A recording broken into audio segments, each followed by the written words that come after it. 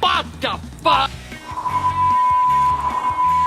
Partire nessuno. Sicuro? Sono sicuro.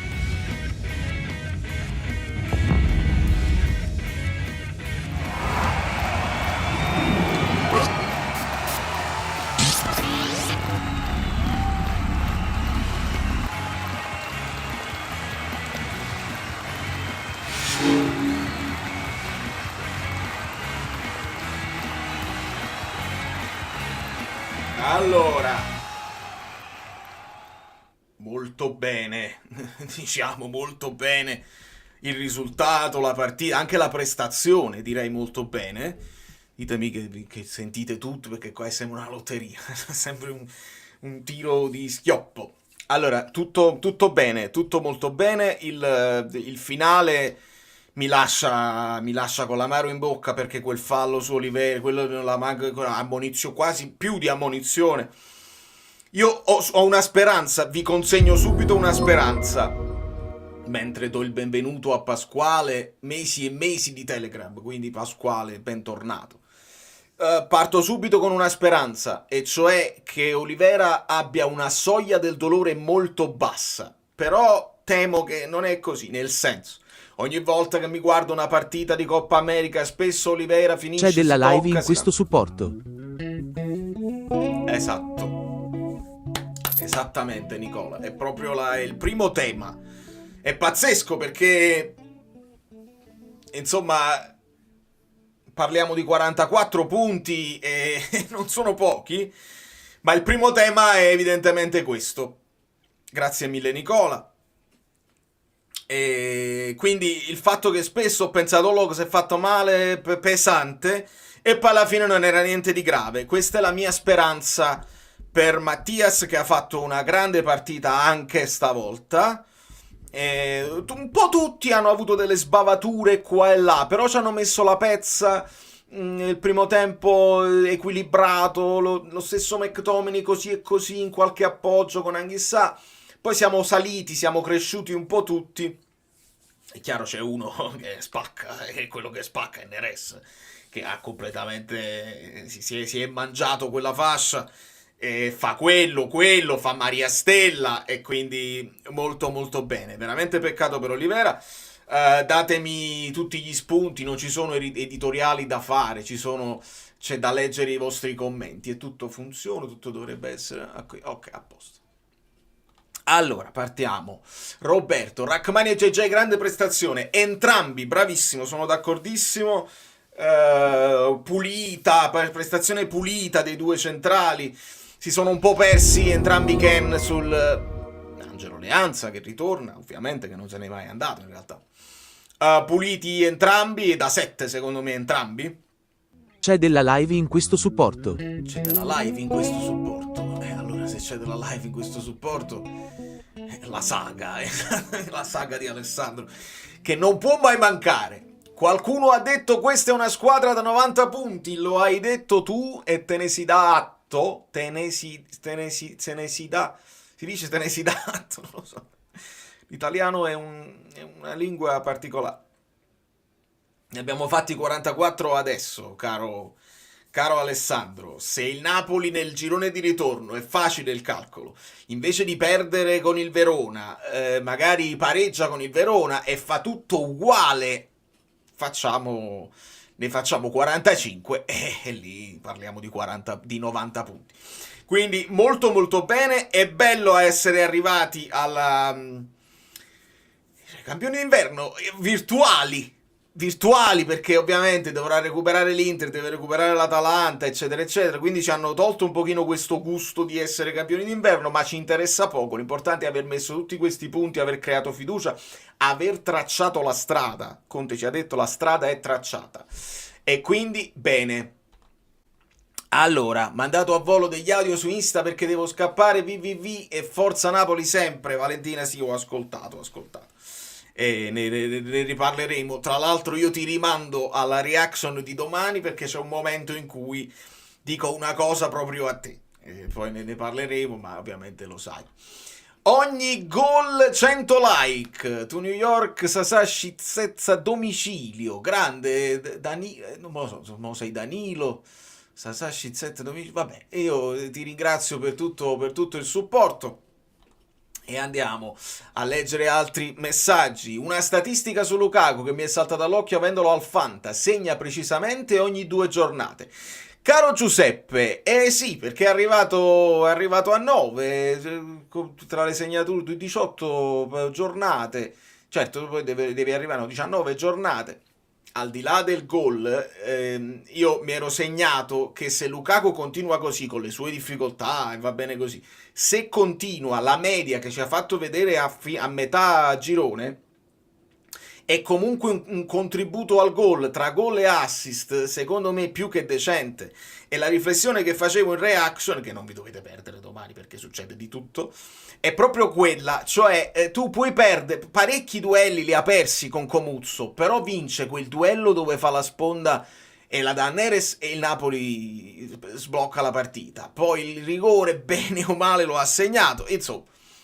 Si porta a casa la pagnotta, poi entra Simeone e Simeone entra molto bene, quindi per esempio bello nel non fare i cambi, perché Conte continua ad aspettare tantissimo per fare i cambi. Almeno Simeone al 72esimo lo vediamo a partita, insomma, ormai in ghiaccio, quindi ce lo teniamo così com'è.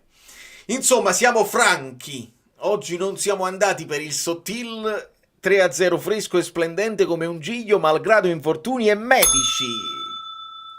Aspetta, qua qual era la cosa? Potrebbe essere anche...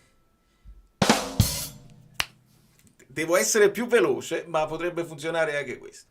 Pompieraggio, Nicola, faremo un po' di pompieraggio. È difficile perché sono molto contento della prestazione, sono contento del risultato, sono contento un po' di tutto. È chiaro, non mi interessa dare pressioni inutili alla squadra, a Conte e ai giocatori, però godiamocela, ecco, qua è proprio il godersi il percorso, cioè sta andando bene, ce la godiamo, ce la analizziamo, ce la viviamo così come arriva, senza fare delle previsioni oltre. Alessandro Salerno le deve fare, non tutti, e quindi va bene così. Allora, Ludovico.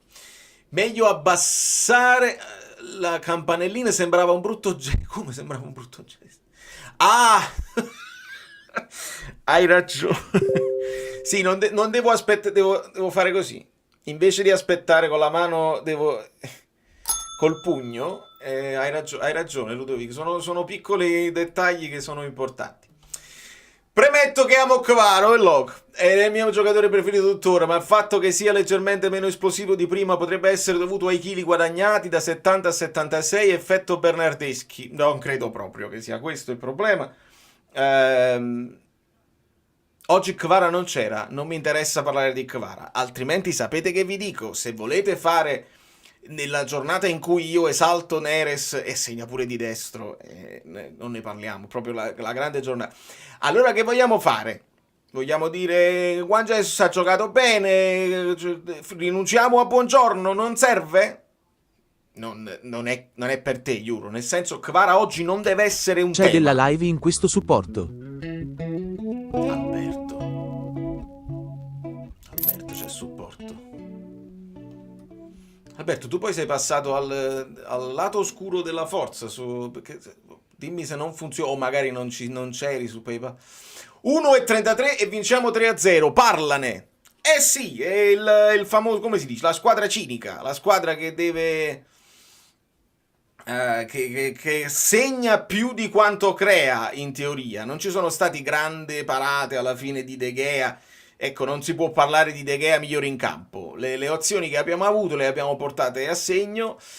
Certo, 1,33, se ci includi anche il rigore, il Napoli non ha creato moltissimo, ma è stata una partita equilibrata. La Fiorentina non è una vittima sacrificale che si apre e ti fa fare. Stanno attenti, è una squadra forte, non è che mo la ridimensioniamo. Anzi, è stato un primo tempo molto equilibrato e quindi non si è potuto creare tantissimo, però poi quando è arrivato il momento di chiudere si è chiuso, e quindi molto bene.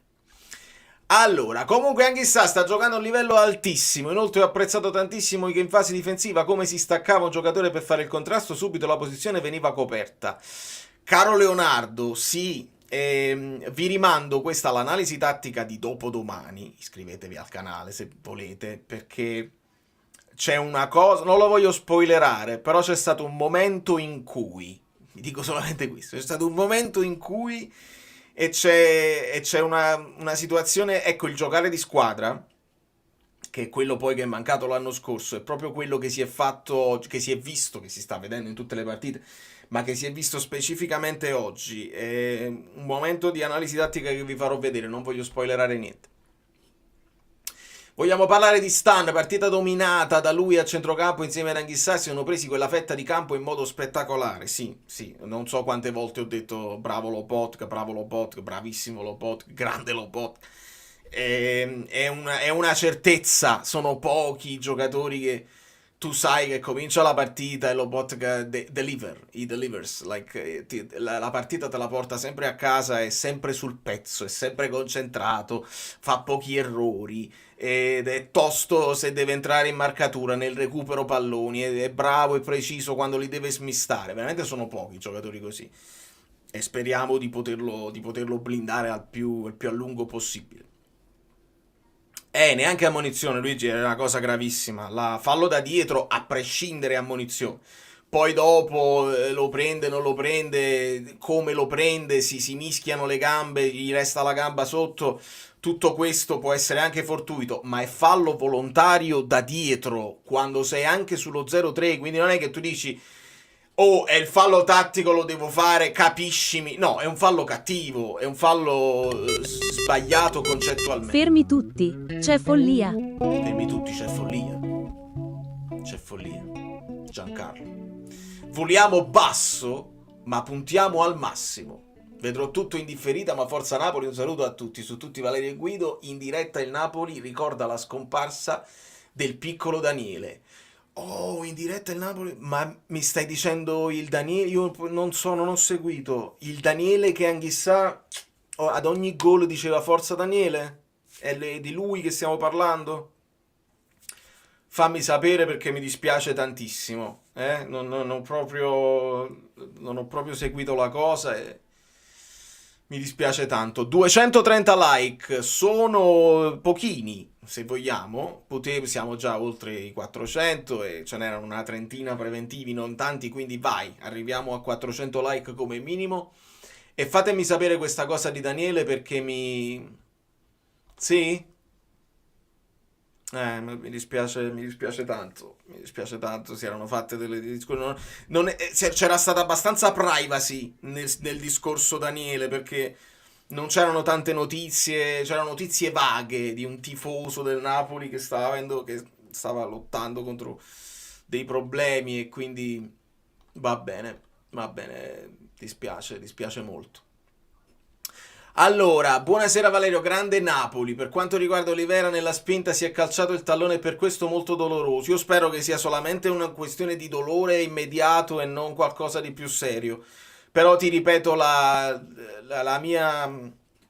il mio auspicio è che lui abbia veramente una soglia del dolore molto bassa e che quindi anche una cosa non grave per lui fa smorfie, non riusciva a mettere il piede a terra, quella è dove mi sono spaventato. Spesso è capitato che sembrava più grave di quanto poi non sia risultato poi nella realtà, quindi speriamo bene perché altrimenti l'emergenza aumenta e qua il mercato è aperto. Io non dico di fare mercato stile Atalanta, si infortuna uno subito ne compri un altro, perché quelli poi sono infortuni più gravi e quindi dovevano farlo per forza, però bisogna mettere una pezza perché diventano pochi giocatori in panchina.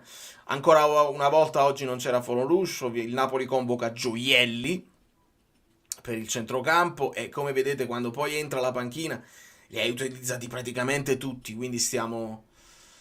Conte non è intervenuto proprio per Daniele, infatti qualcuno diceva Stellini è andato a parlare. Allora sì, dispiace molto, dispiace moltissimo. Ho tutte le partite la sensazione che non ci fanno mai gol, eppure ci vanno vicino. Bella vittoria. Christian, sì, ci sono andati vicino un paio di volte. Meret una parata importante l'ha dovuta fare. Ecco, queste sono le parate del grande portiere. Il grande portiere che cos'è? È quando gli arriva un tiro e lo para. C'è stato un periodo in cui De Santis era così, che gli arrivavano pochi tiri e quelli che gli arrivavano li parava. Io poi ho ricordi vaghi dell'epoca perché seguivo il Napoli ovviamente, ma non ero così attento. Però ricordo che De Santis ci metteva una pezza e oggi Meret ha fatto quella parata, c'è stato quei 2 minuti di panico generale, e oltre a Meret menzione specialissima per Rachmani che si immola davanti alla porta, un po' come è riuscito a fare gabbia nel finalissimo della partita con la Juve-Milan di Supercoppa. Un tema che magari più in là affrontiamo perché è un tema importante. Dundoli prende Cop Miners a 60, Manna prende McDomini a 30, la differenza è tutta qui.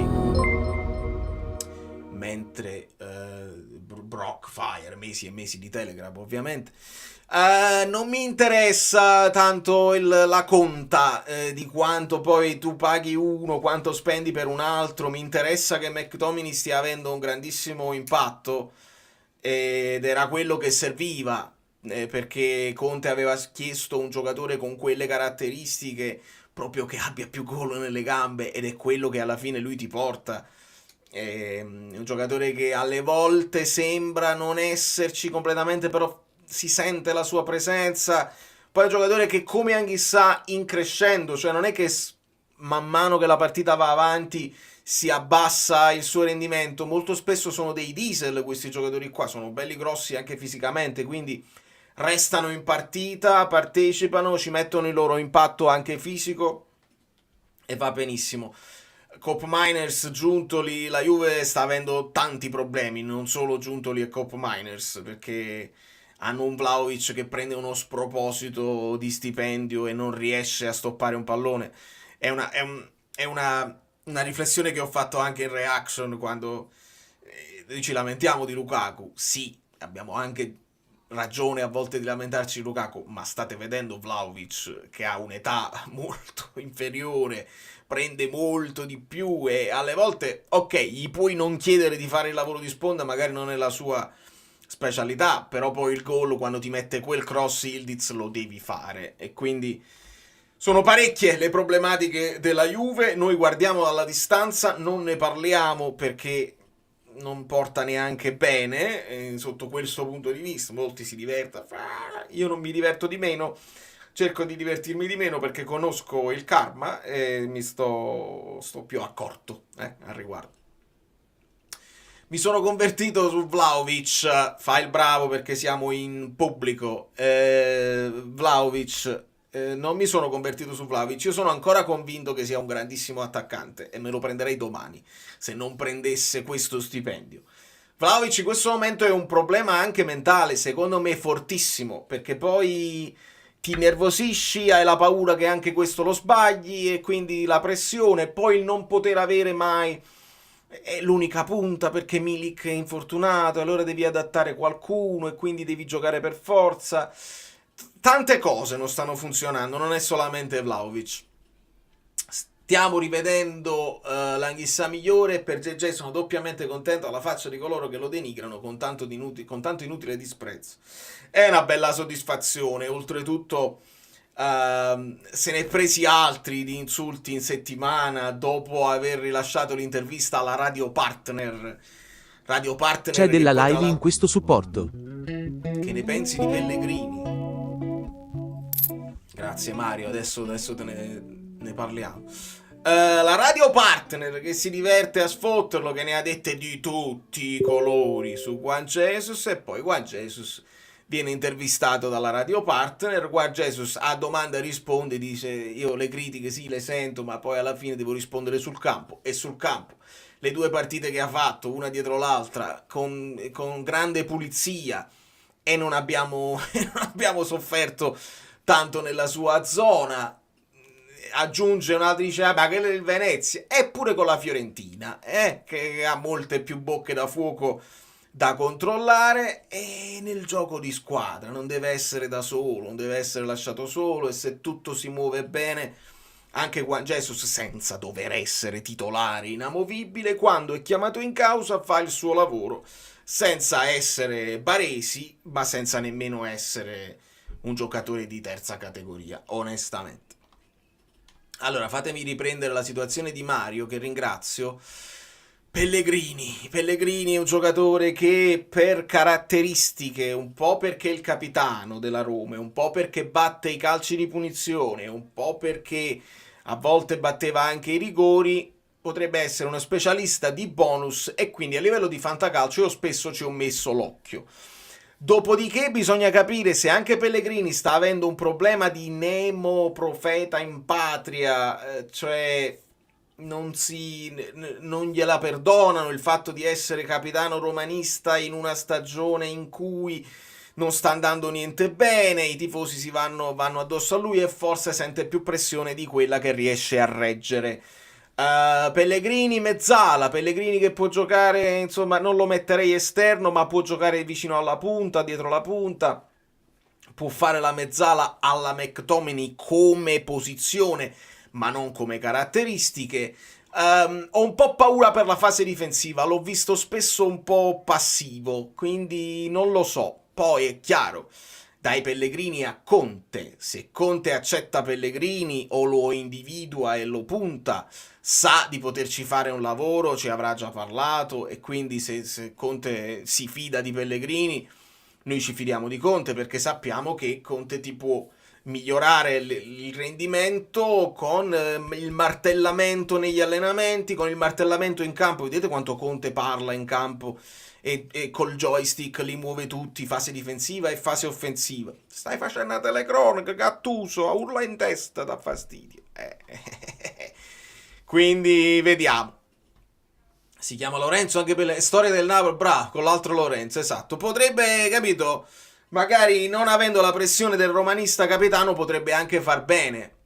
Però ho letto che Modi Marzi ha detto non c'è nessuna trattativa, quindi può essere che abbiamo fatto un commento inutile. Ecco qua, Ludovico l'ha ripetuto. 44 punti, proiezione 88. Per me quest'anno arriva il quarto. Già stavo leggendo, per me il Napoli arriva quarto, e invece sono due cose molto diverse. Il Napoli quarto o arriva il quarto? Il Napoli ha rendimento costante, 3 vittorie e arresti. 3 vittorie e arresti. Arresti, cioè che ti fermi? Tra vittorie e arresti. Pareggi? Tra vittorie e pareggi, o tra vittorie e sconfitte, la costanza anche nelle sconfitte. Inter e Dea hanno solo corso, a breve iniziano a calare. E vabbè, Neil, a breve iniziano a calare, lo dici tu, ce lo possiamo augurare tutti, ma non è detto che succeda. L'Inter ha dimostrato di essere una squadra da rosa profonda, corrono sì, ma corrono, li fanno correre tutti, e quando affrontano una competizione non fanno un turnover pazzesco perché vogliono stare sul pezzo tutti e tenere tutti sul pezzo. L'Atalanta è una squadra che ha dimostrato di poter avere i suoi momenti di difficoltà, l'Inter lo ha dimostrato di meno. Quindi il Napoli continui a fare questo ruolino di marcia. Io spero che si possa anche migliorare. È difficile migliorare 44 punti, però ci sono dei punti in cui puoi farlo, sicuramente. E adesso conosciamo bene i nostri avversari, anche loro conoscono noi, senza dubbio. Però il Napoli può fare un girone di ritorno all'altezza del girone, e vediamo. 88 potrebbero non bastare, però abbiamo visto che c'è abbastanza equilibrio nelle prime posizioni, e quindi sale la quota per l'ingresso in Champions, si abbassa forse un po' la quota per lo scudetto. Buonasera Valerio, non sono tifoso del Napoli, ma ho avuto modo di guardare diverse partite, tra cui questa, e devo dire grande Napoli, ma ho apprezzato anche molto la Fiorentina che non si è arresa. Pasquale, sì, di che squadra tifi, se ce lo vuoi far sapere? Sì, c'è stato equilibrio, Fiorentina è squadra vera, quadrata, allenata bene. Non lo so se la scelta di Palladino di cambiare poi anche formazione modula all'inizio, forse aveva delle idee che non si sono verificate. Il Napoli è andato con il suo spartito, e questo mi piace perché vuol dire che ce l'hai in testa comunque di comandarlo il gioco, e quando Conte ci dice il Napoli si deve difendere ma attaccando, intende soprattutto questo, non intende avere insieme Kvara, Neres, McTominay, Raspadori tutti insieme, si può attaccare anche avendo Politano, anche dovendo utilizzare Spinazzola in emergenza, così. Quindi il Napoli, dopo un inizio più prudente, ha deciso, ha cambiato e ha cominciato a comandarle le partite, e questo non è male. La Fiorentina è una squadra seria che secondo me merita la classifica che ha. Paladino stracciato da Conte su tutti gli aspetti della partita. Stracciato da Conte, a me non mi piacciono queste cose troppo assolutistiche. È stata una partita molto equilibrata, soprattutto nel primo tempo. Poi noi siamo stati bravi a far gol dove dovevamo far gol, senza sprecare come di solito sprechiamo. Per me è stata una bella partita proprio in generale. Cioè, se uno si guarda, un tifoso non del Napoli che se l'è guardata, ha apprezzato il Napoli, ha apprezzato la Fiorentina. Secondo me ci sta tutto. Si può dire che giochiamo meglio fuori casa, ma non lo so, secondo me non c'è una grande differenza quest'anno come gioco. Il Napoli spesso ci ha fatto vedere un due facce, sia in casa che fuori casa, i due tempi. Un tempo molto meglio, l'altro così e così. Invece questa volta c'è stata più continuità nella partita, e questo poi è importante. Dell'Inter all'Atalanta non mi frega nulla, l'importante è tenere alle spalle tutte le altre, bravi e avanti così. Pure sono d'accordo, Paradiso, se tu fai il tuo percorso poi dopo le guardi se loro inciampano, e diciamocelo che il fatto che loro debbano recuperare delle partite potrebbe anche essere simpatico se tu resti avanti e ti metti là e le guardi poi affannarsi, perché a quel punto hai messo una pressione in più a loro, dici io ho fatto il mio dovere, tu? E magari lo fanno, oppure magari sentono quella cosa e dice magari il pallone è un po' più pesante oggi, perché se non lo facciamo ti allontani dalla vetta. Quindi sotto questo punto di vista mica male. Possiamo dire che questo è il Napoli al top. Vabbè no, Edoardo, ci manca Buongiorno, ci manca Kvara, ci manca Politano. Stiamo facendo il massimo possibile anche in un momento di emergenza importante. Non abbiamo grandi soluzioni a centrocampo, anche sa McTominay le devono giocare tutte fino in fondo. Oggi per esempio hai fatto risparmiare qualche minuto a Lobotka. Occhio a Lobotka che pure diceva a Conte, diceva no, un pochino un fastidio, non lo so se l'avete visto, spero niente di grave, però va bene così. Mi è piaciuto anche l'arbitraggio, quel fallo non chiamato Oliveira già per me risulta gravissimo. Insomma, per il resto non grandi picchi, il rigore ci sta, è nettissimo. Il gol annullato a Oliveira come quello di Keane erano da annullare senza dubbio, quindi senza grandi cose clamorose. Qualche simulazione di troppo forse sottile l'ha fatta. Ha gestito abbastanza bene, secondo me grida vendetta, secondo me il fallo su Oliveira. A me Palladino piace tanto, poi Partenopeo lo vede in futuro come allenatore del Napoli? Leonardo, sì, io sono sempre dell'idea, e l'ho detto spesso, l'ho detto da quando cambiammo poi Gattuso con Spalletti, che non lo so se è una cosa che vale a Napoli e nelle altre piazze no, però io sulla mia panchina voglio sempre uno che abbia più esperienza, in modo tale che la piazza, l'ambiente non se lo mangino nei momenti di difficoltà che tutti gli allenatori affrontano durante una stagione. C'è sempre un momento di calo. Allora avere uno che ha le spalle larghe, tanta esperienza, tante panchine alle spalle, io mi sento più tranquillo, primo perché si sa difendere. Quando lo punzecchiano oppure arrivano delle cose, io non posso dimenticare Spalletti come vide Auriemma, disse lei, proprio lei ha detto poi le porto l'audio, le porto le cose, ha detto tutte delle falsità, come la mettiamo nome? Spalle larghe, personalità, e poi anche l'essere credibile non solo nei confronti della piazza, dell'ambiente, dei giornalisti, che qualcosina spostano, non tanto ma spostano, essere credibili con i calciatori. Allora, quando arriva uno giovane, secondo me grandi idee va benissimo, per esempio Italiano, per esempio Palladino, però lo senti il peso di avere Conte in panchina, secondo me, specialmente quando non hai potuto cambiarne tutti dei giocatori che hai, secondo me il peso dell'allenatore importante lo senti. L'anno scorso eravamo ottavi, Ottavio Liguori, mio batterista. Io continuo a vedere il Napoli secondo, l'Inter potenzialmente prima, recuperi permettendo, ovviamente.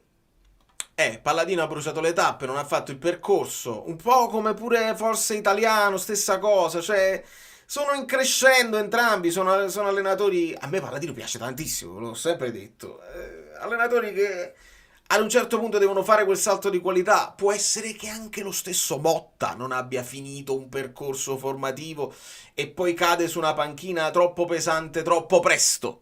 Può essere anche questo. Motta, che è un altro che per me merita considerazione, che è un allenatore in gamba, però può essere che non attecchisce subito in certi ambienti.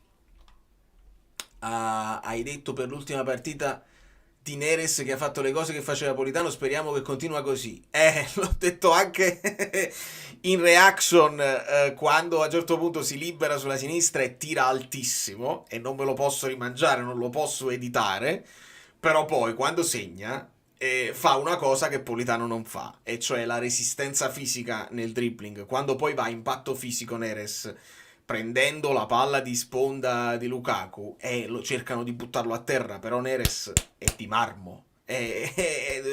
Questo è quello che dicevo, poi dopo è di marmo proprio, e quindi per buttarlo a terra Neres non basta una spintarella, quindi lui resiste a varie cariche. E poi onestamente la cosa mia preferita è quando Politano ci sorprende mettendo dei cross col destro.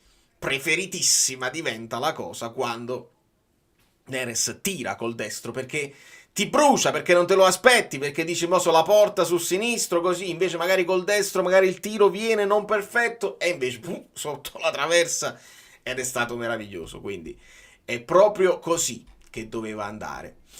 Allora, volano tutti i messaggi. Ha ragione Versatile, dobbiamo ascoltare anche qualche vocale perché i like sono pochi.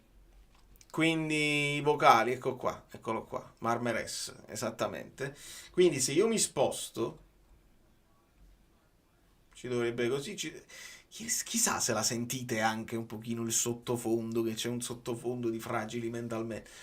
Ma sono tutti esperimenti che devo fare io, nessuno ha protestato, quindi Ciao Vale, ascoltiamo. auguri. Apro il buzzer dicendo una cosa che per me è scontata, ossia la partita di Meret. Io sento ancora dire, finalmente, sì, c'è. Io dico quest'anno sono tanti punti, inutile stare qui a contarli, ma sono tanti.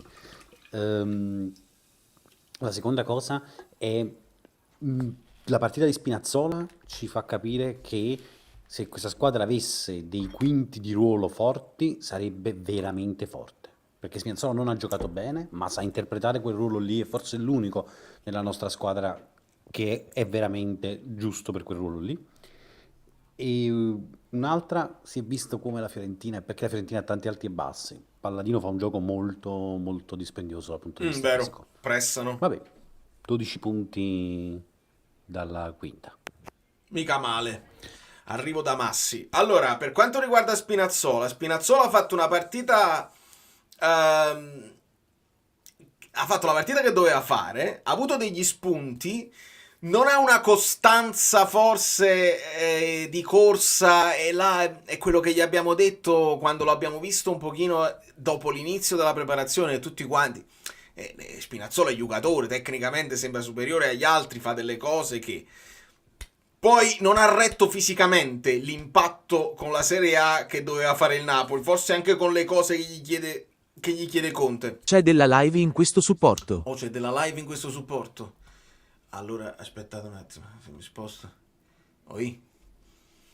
Quando Conte umilia i giornalai napoletani io godo, ma quanti tifosi pure dovrebbero chiedere scusa, lui li migliora tutti, Conte è nata cosa. Giovanni, sì. È quello che dicevo prima, nel senso che è credibile. Vanno in guerra anche se tu ascolti i giocatori, gli ex giocatori di Conte, che ci hanno lavorato. Spesso ho sentito Calaiò dire sì, ti fa buttare il sangue in allenamento, ti chiede forse anche più di quello che vorresti dare in allenamento, però quando poi vai in partita ti sembra tutto più leggero, vuol dire che ti prepara per la partita, è come fare le corse però con i pesi, e quando poi ti levi i pesi voli. E quindi è un po' questo. E poi è uno che ha dalla sua una carriera da vincente, di conseguenza tu giocatore dici meglio che lo ascolto a uno di questi. Se mi dice una cosa mi posso fidare. Quindi grazie mille. E le bollicine, Angela, sì, è acqua, è sempre l'acqua al limone. Così. Per quanto riguarda Spinazzola, c'è una cosa che dice Conte importante, che dice proprio lui è un offensivo, ha giocato anche ala e poi ripete, è proprio un quinto offensivo, quindi se gioca di meno Spinazzola è proprio perché probabilmente è un giocatore proprio di banda, che se gli fai fare il quarto con l'interpretazione del quarto, cioè del terzino che sta facendo Conte con Olivera e con Di Lorenzo, potrebbe non avere la stessa efficacia. È uno che deve stare in banda, poi si butta anche dentro, può rientrare perché poi è destro, quindi così. Però sì, la partita che deve fare tatticamente lo ha fatto, poi devi essere più veloce, devi essere più preciso, arriva anche al tiro per un pochino telefonato, insomma. Questo è quello che ci può dare e ce lo prendiamo. Mo' vediamo se Olivera perché altrimenti potrebbe toccare a lui, tra lui e Mazzocchi. Buonasera Valerio, buonasera a tutti gli amici in chat. Bella partita, devo dire. Bella come anche le altre, erano belle, solo che qui, a differenza delle altre volte, magari siamo stati più fortunati o magari non siamo stati sfigati come nelle altre partite. Lo scettico su Spinazzola però alla fine ha fatto una partita tutto sommato buona. Neres, che grandissimo gol, che grandissimo gol. Ecco, se si può parlare di fortuna sui due gol, quello di Neres non ci possono togliere niente, è stato un grandissimo gol. Grande Napoli, avanti così. Allora, Napoli perfetto. aspetta, E la cosa che mi è piaciuta di questa Napoli, sentivo una voce familiare che però non sta nei vocali, quindi quando io poi lascio andare il vocale si ricollega a dei vocali che stanno in altre sezioni privatissime del, del gruppo Telegram. Quindi recuperiamo poi Davide. Sì, il gol di Neres è tutto suo. Diamo merito anche a Lukaku perché in quel caso la sponda gli è riuscita. Il rigore e su quello di McTominay un po' deviata la situazione, poi dopo Comuzzo gli dà che fa una grande partita Comuzzo, però gliela dà lui praticamente su un piatto d'argento, quindi sotto quel punto di vista possono essere chiamati i gol sporchi e mi fa piacere, vedi, oggi Juan Jesus ha fatto una grande partita e si deve dire. Sì, buonasera Valerio, buonasera a tutta la community. Ci tenevo solo a fare una piccola considerazione anche con l'occhio da tecnico. E niente, volevo complimentarmi con Juan Jesus, che sono 3 partite che sta sostituendo il nostro colosso Buongiorno in maniera egregia. È ovvio che non sarà mai un titolare, anche per quanto visto nella scorsa stagione, ma sicuramente il ragazzo si sta comportando con grandissima professionalità e anche queste 3 vittorie che abbiamo fatto senza Buongiorno mi fa piacere sottolineare che Juan Jesus sta facendo un ottimo lavoro e sono contento che il ragazzo stia rispondendo con i fatti a tutte le critiche che ha ricevuto, anche giustamente in passato. Grazie a tutti e una buona continuazione. E ci sta Davide, poi l'occhio del mister, lui è uno di quelli che allena e quindi ci fa piacere il punto di vista. E poi c'è il gol di Neres, può funzionare a livello di metrica alla grande. E ci sono degli spunti tattici che arrivano, Ciro. Questo è stato detto nel gruppo, l'ho letto in giro su internet, quando si è parlato, quando abbiamo saputo che alla fine Spinazzola era confermato, tutti quanti, secondo me il Napoli gioca così, con i A3, con Neres vicino a Lukaku. No, non è successo, è facile farlo, nel senso traslare tutto, spostarsi e mettere uno Spinazzola un po' più dietro che si fa tutta la fascia, sposti Olivera a braccetto, ma se devi fare questo, poi dopo porti Juan Jesus centrale di difesa, facendo fare a Rachmani il braccetto, e a quel punto gli dai l'1 contro 1 con Ken, e non mi sembrava il caso. Invece molto meglio lasciare la difesa a 4, in modo tale che Ken era in mezzo tra Rachmani e Juan Jesus e se lo potevano gestire. Poi a turno devi andare a scalare su quelli che sono i trequartisti. Secondo me lì Palladino voleva darci un po' di noie con i trequartisti, con Sottile e Beltran tra le linee, ma a turno li siamo andati a prendere. Ha scalato Lobot che ha fatto un lavoro pazzesco tra le linee, e quindi capisco l'idea che può avere Conte di poi arrivare a un 3-5-2 così, ma devono crescere tantissimo la qualità degli esterni. Molti giocatori li perdi se passi a giocare a 2, e rivai a toccare un equilibrio di difesa e di costruzione che il Napoli fa con la difesa a 4, con Di Lorenzo che finisce mezzala, con Olivera che finisce al centro. Che belle le analisi tattiche che verranno, stanno diventando anche banali, perché lo abbiamo individuato e Conte ce lo fa rivedere, quindi la strada è tracciata. Io non credo, il Conte non ha cambiato modulo oggi e non credo che lo farà. Può cambiare nel piano gara a seconda degli avversari e di quello che devi fare. Possono cambiare le contrapposizioni. Puoi vedere un Anghissà che va più vicino al centrale in primo pressing, a volte ci puoi vedere Neres, quindi la zona di Politano, a volte ci va McTominay, quindi a seconda poi delle caratteristiche anche dell'avversario. Ma in questo momento 4-3, 4-3, 4-3, 4-3, decimo posto, e a 4-3 sei venuto, quindi c'ha sempre ragione De Laurentiis.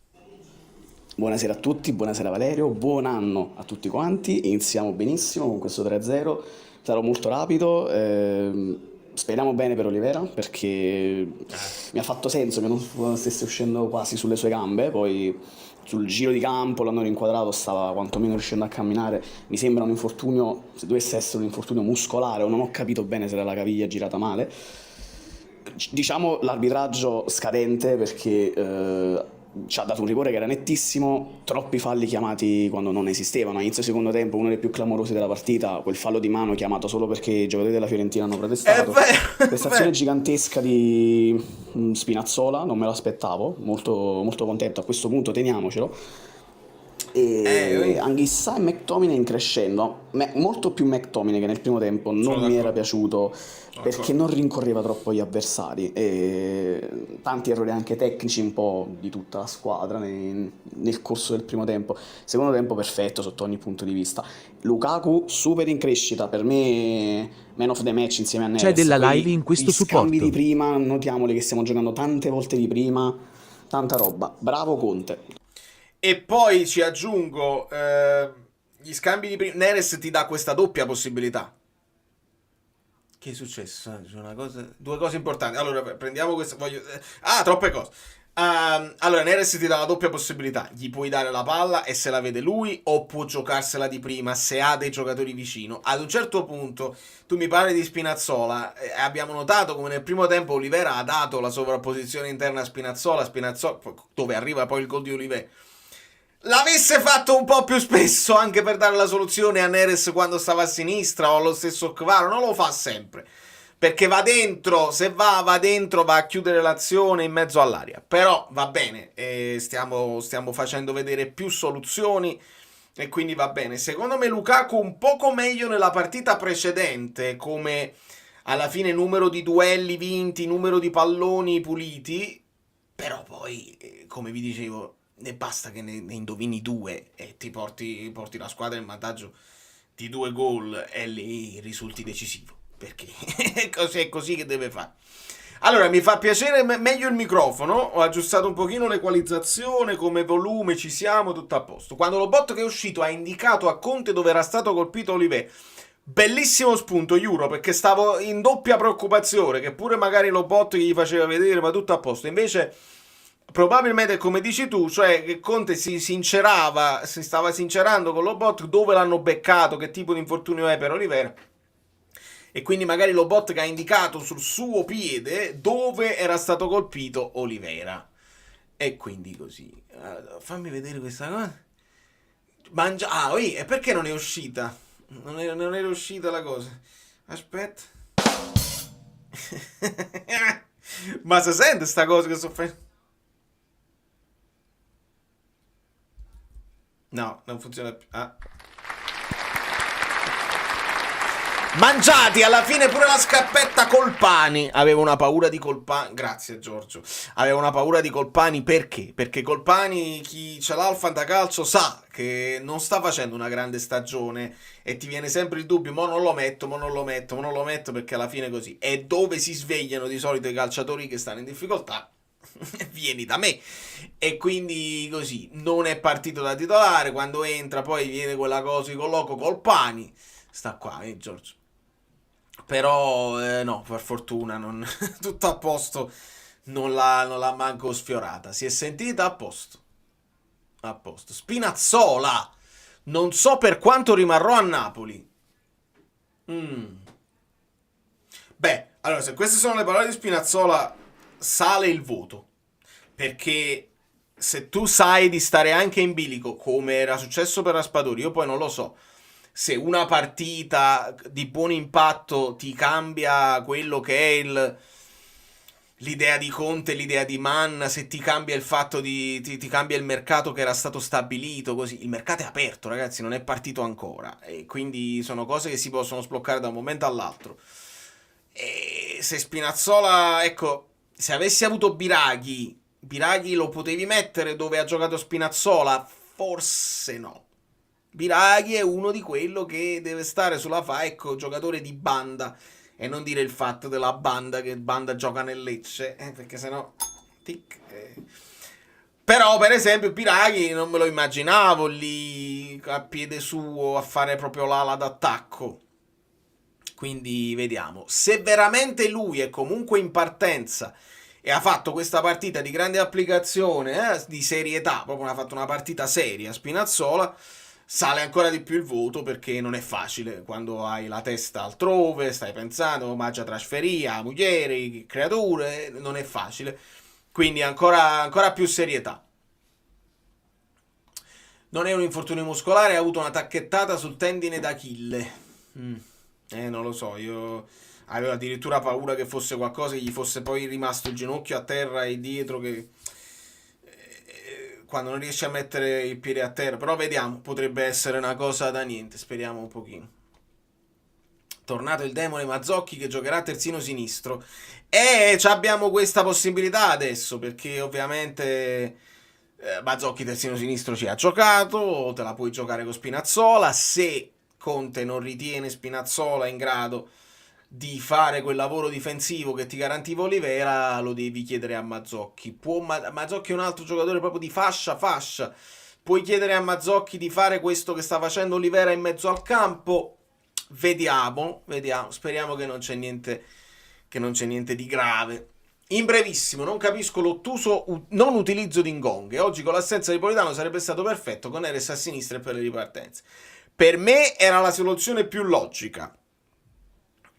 Conte ha avuto ragione della scelta che ha fatto, quindi col senno del poi diamo ragione a Conte. Contemporaneamente anche Ngonghe potrebbe essere una situazione di mercato, magari tu non lo consideri come una pedina di scambio e quindi non lo fai rientrare nelle rotazioni anche a lui, come poteva valere per Spinazzola alla fine.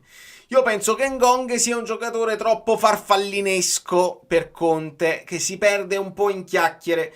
È un giocatore che si applica, che ha lo spunto, che ha il tiro, che ha anche il dribbling senza dubbio. Non so se nel tempo, perché poi gli allenamenti noi non li vediamo, noi vediamo l'impatto in campo, e non so se nel tempo Conte ha visto meno applicazione difensiva da parte di Ngonghe, e allora ha detto: io so quello che mi sta dando Neres, che ha fatto vedere fase difensiva anche oggi a destra, e so quello che mi può dare Spinazzola, che accompagna, sì, è un offensivo, però se gli chiedi di fare un raddoppio ce l'ha nelle sue C'è della corde. live in questo supporto. C'è della live in questo supporto. Allora mi devo spostare perché c'è il Tore Falanga. Posso desiderare fisso Kvara a sinistra e Neres a destra? Fisso. Tu puoi desiderare. Io mi posso mettere con te a desiderarlo. sono parzialmente anche in disaccordo, nel senso che fisso non si deve sentire nessuno, e nella mia situazione ideale nemmeno McTominay, nemmeno Lobotka, come fai a dire Lobotka? Però che nessuno si senta perfettamente con il posto, poi ogni giocatore è diverso, perché ci sono giocatori che soffrono la concorrenza e altri giocatori che invece della concorrenza hanno bisogno per dare il massimo.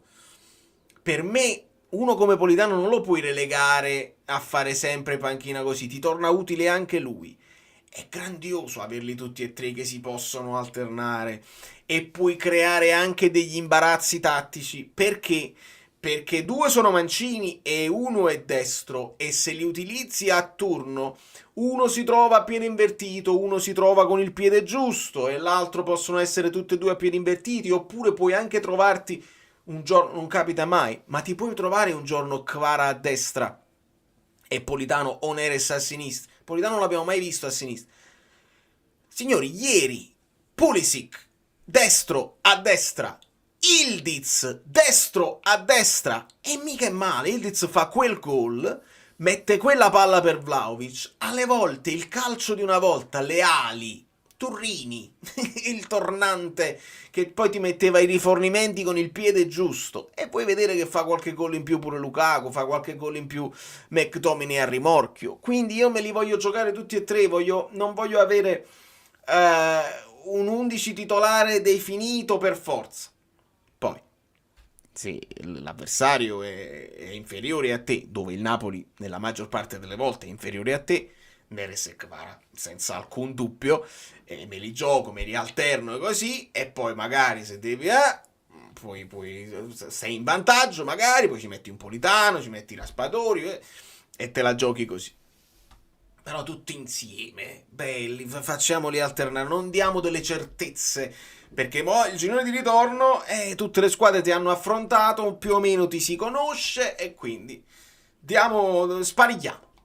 Posso desiderare Spinazzola titolare fisso a sinistra, tutti possono desiderare quello che si vuole. Scooter Neres, esatto. Politano a sinistra abbiamo visto con Mazzarri, non mi ricordo, può essere che ha fatto il tutta fascia in un'occasione. Non mi ricordo. Questo periodo di Mazzarri, il secondo periodo di Mazzarri, ho delle memorie offusche, perché sono dei traumi che non ce la faccio. Ciao Valerio Fluido, ciao amici bellini, scusate i rumori, ma sto per strada. Allora, tre cose, Anche. poi se me ne vengono a mente altre le dico. Ottima partita di Lukaku, freddo, assist, gol, non possiamo chiedere niente da più a un attaccante. Grande JJ, grandi partite di JJ. Adesso voglio che quelli che sono andati a insultarlo sotto al suo profilo vadano a dirgli ottimo lavoro, grazie per quello che stai facendo a 36 anni.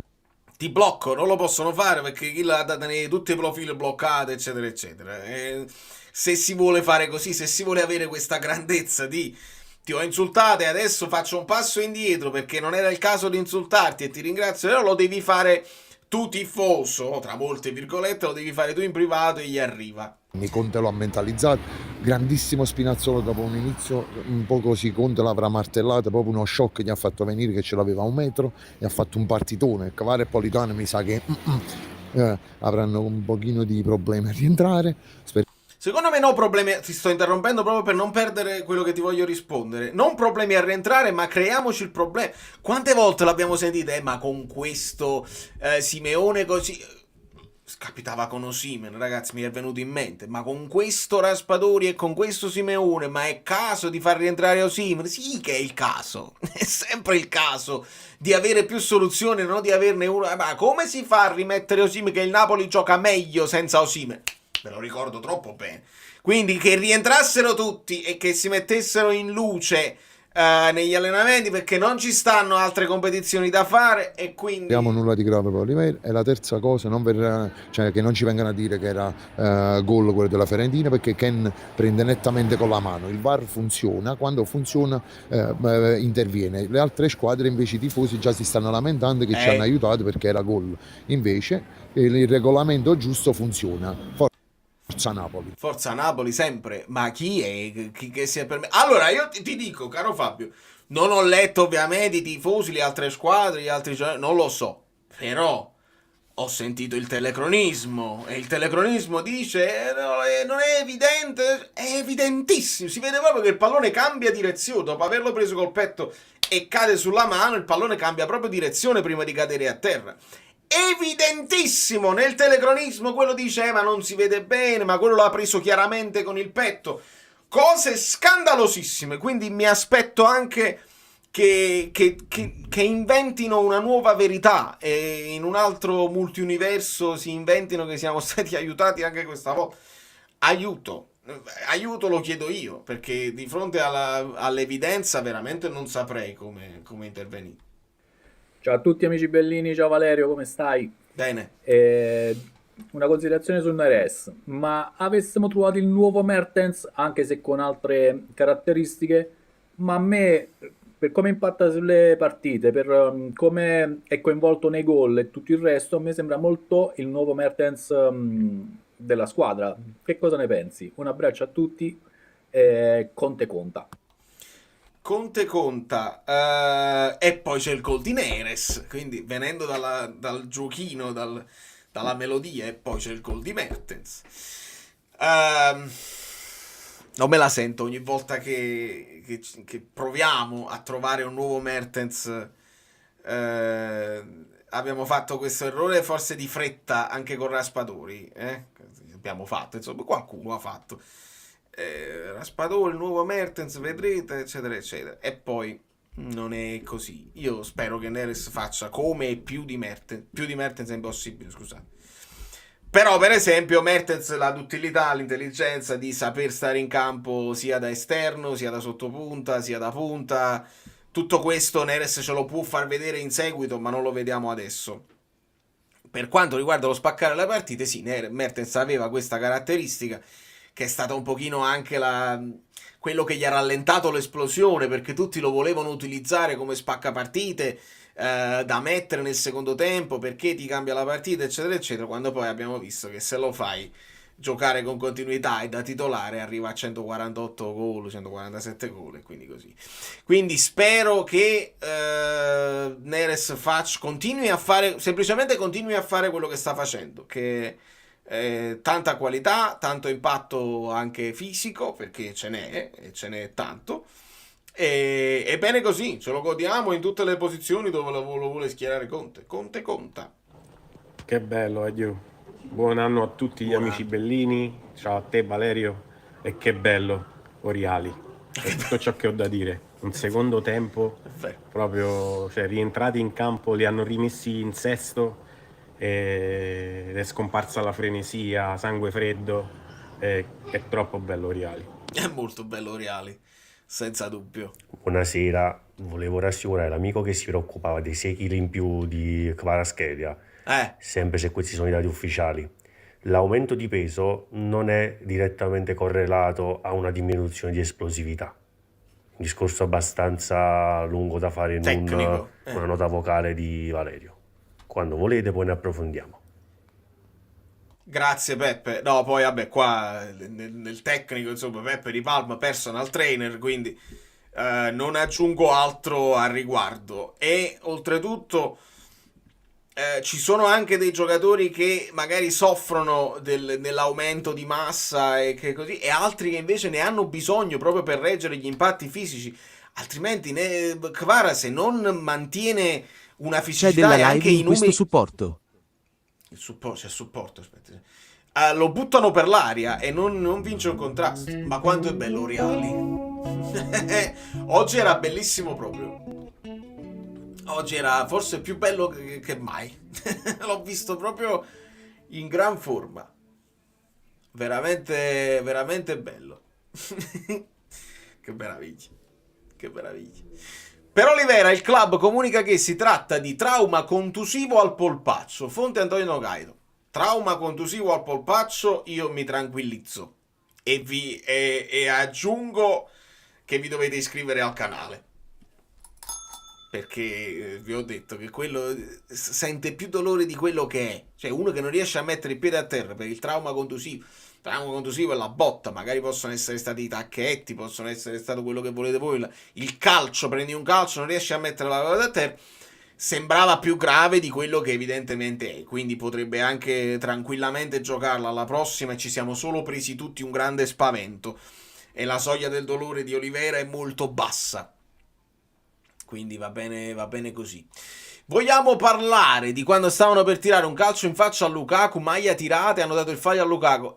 Allora, io ho visto parecchi, secondo me in tutti i duelli con Comuzzo o non li chiami nessuno, perché molto spesso ha dato fallo a Lukaku quando secondo me era io mi tiro la maglietta tua e tu mi tiri la maglietta mia. Era perché, ragazzi, loro, quello che non si vede, loro se la tirano da dietro mentre cercano di mantenerti. È stato Lukaku che cadeva, si stava mantenendo, ma la stava tirando anche Comuzzo.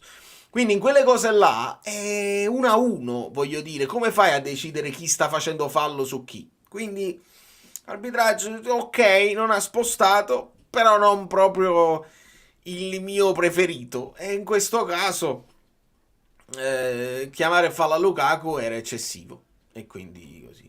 Quanto è importante non aver preso gol neanche oggi? Molto importante per la tranquillità di Meret, per la fiducia, perché però Juan Jesus comunque no, e invece no, ti dà una bella carica, ti rende più sicuro per la prossima. Prendere gol ti lascia sempre quella cosa, potevamo fare di più, siamo comunque vulnerabili, e dai anche uno spunto al tuo prossimo avversario, dice arriva un momento in cui si distraggono, quindi possiamo provarci. E invece se tu dimostri che sei sempre sul pezzo e anche sul 3-0 continui a stare là e non concedi niente, li avvilisci gli avversari, vanno più in difficoltà. Quindi molto importante, veramente molto importante.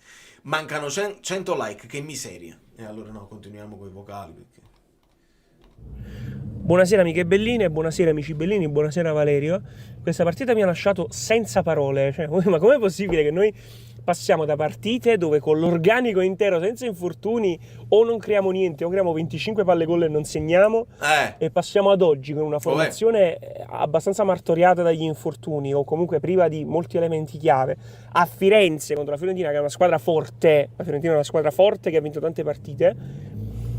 Fai una partita del genere dove fai una partita da Real Madrid, nel senso la Fiorentina fa 3 errori e tu segni 3 volte, una squadra matura, concentrata, una squadra ordinata. Proprio una partita all'Antonio Conte, c'è poco da fare. Questa è la certificazione che il mister è entrato nella testa dei ragazzi. Sì. Molto molto soddisfatto. Bene, Nick. Buonasera amici bellini, buonasera, buon anno. Buon anno. Oggi 4 gennaio, nell'anno del giubileo, teniamolo a mente, anno del giubileo 2025, che era vincere la Roma o la Lazio. Il Napoli fa una prova di forza a Firenze con molte defezioni. Cosa dire? A parole tu, Gesù. Sarà l'anno del quarto tu la volevi andare posto? Un qui pro quo. Ma tu, perché sarà l'anno del quarto posto. Grande Vincenzone, è bellissimo. Godiamoci il percorso. Rimando questo messaggio poi a quando ci raggiunge Guido. Possiamo affermare che il Napoli lotterà per lo scudetto, contrariamente a quanto asserito con grande sicurezza dal dottor Gentile nella live post partita di Juve-Napoli. Vediamo cosa ci dice Guido. Per me è sempre l'Inter che lo deve perdere questo scudetto, con l'Atalanta che vediamo, perché l'Atalanta ha fatto un discorso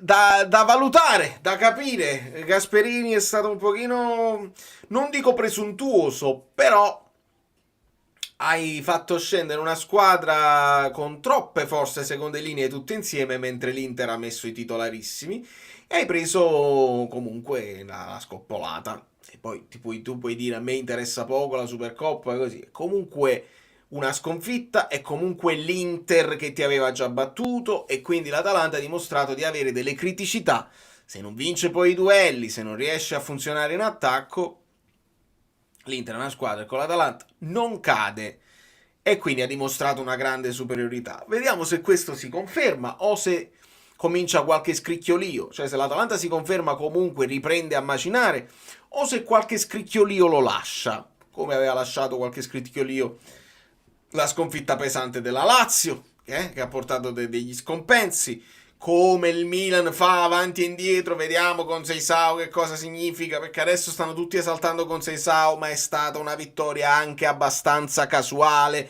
e lì io non ho timore di smentita, si deve dare più colpa alla Juve che non merito al Milan. Io ho detto, com'è possibile che la Juve sta mantenendo in partita un Milan così, che era un Milan veramente difficile da guardare, comunque sembrava senza capo e né coda, eccetera. Sono riusciti a mantenerli in partita e poi li hanno portati a vincere addirittura.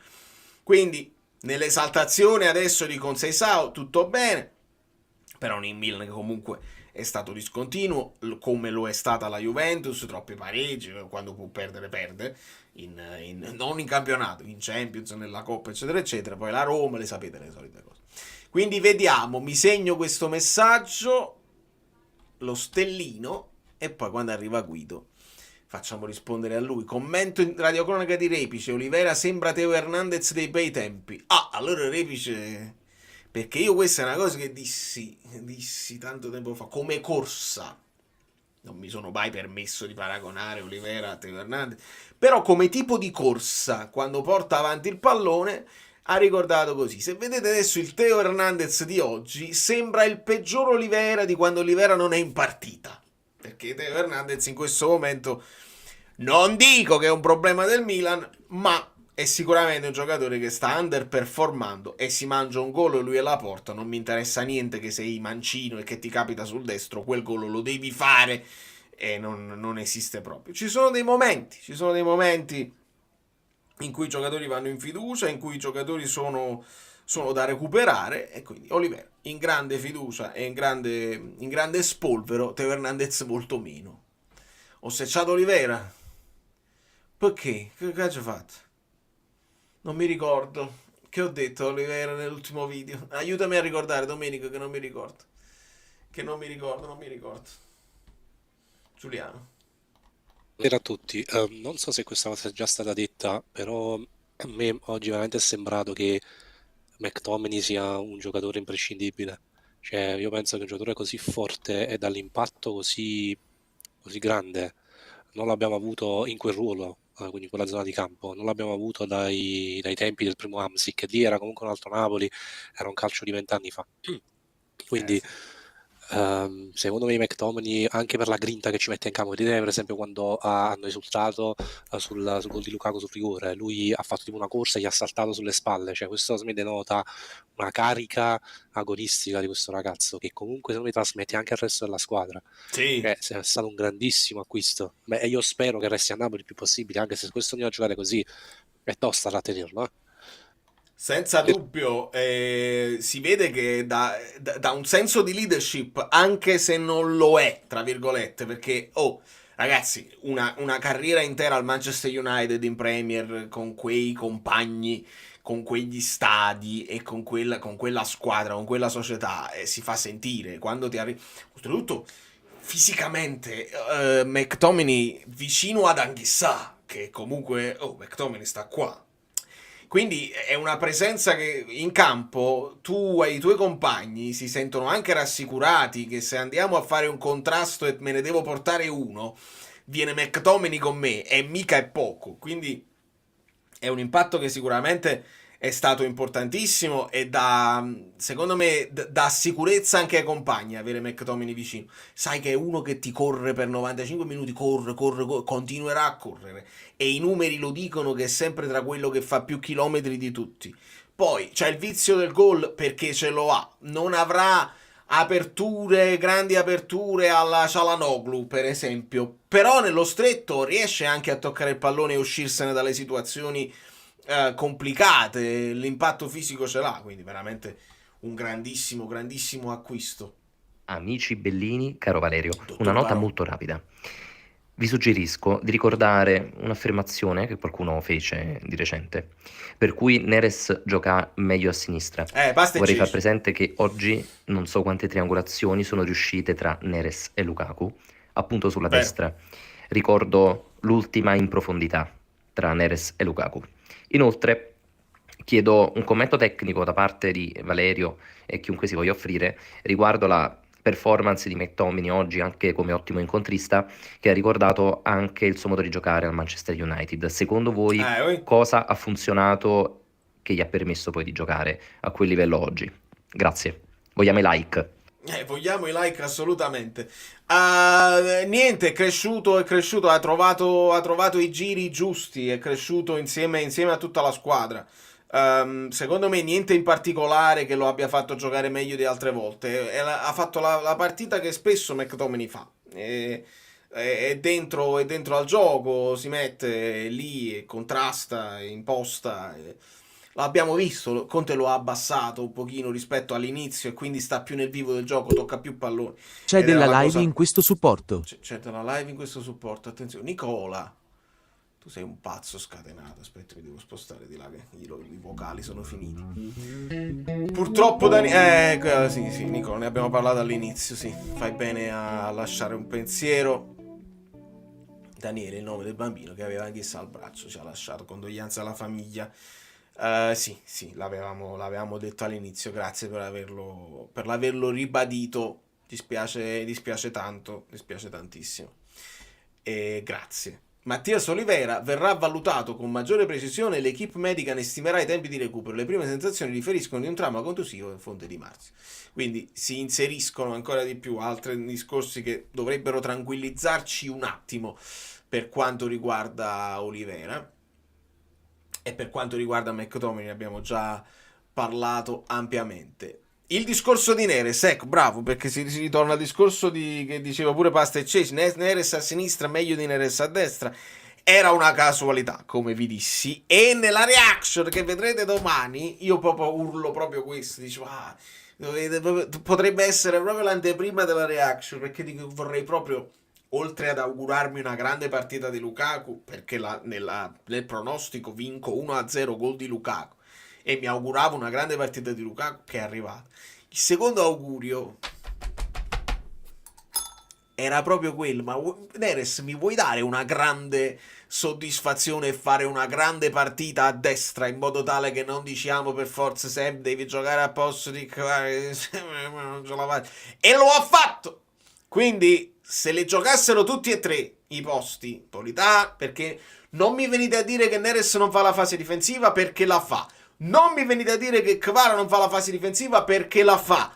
Non mi venite a dire che Politano non fa la fase offensiva, perché anche lui la fa. Quindi si alternassero tutti e tre e non ci cagassero nessuno, Conte, i tifosi, Oriali, si alternassero tutti e tre, è una ricchezza che abbiamo, è una risorsa che abbiamo, averli tutti e tre, li puoi alternare, li puoi far dividere i minuti e mandi al manicomio le difese avversarie. Che bello, bei recuperi, ma veramente si è messo là, è andato a coprire, perché poi la Fiorentina spingeva, quando è entrato poi Gosens hanno provato a spingere ancora di più.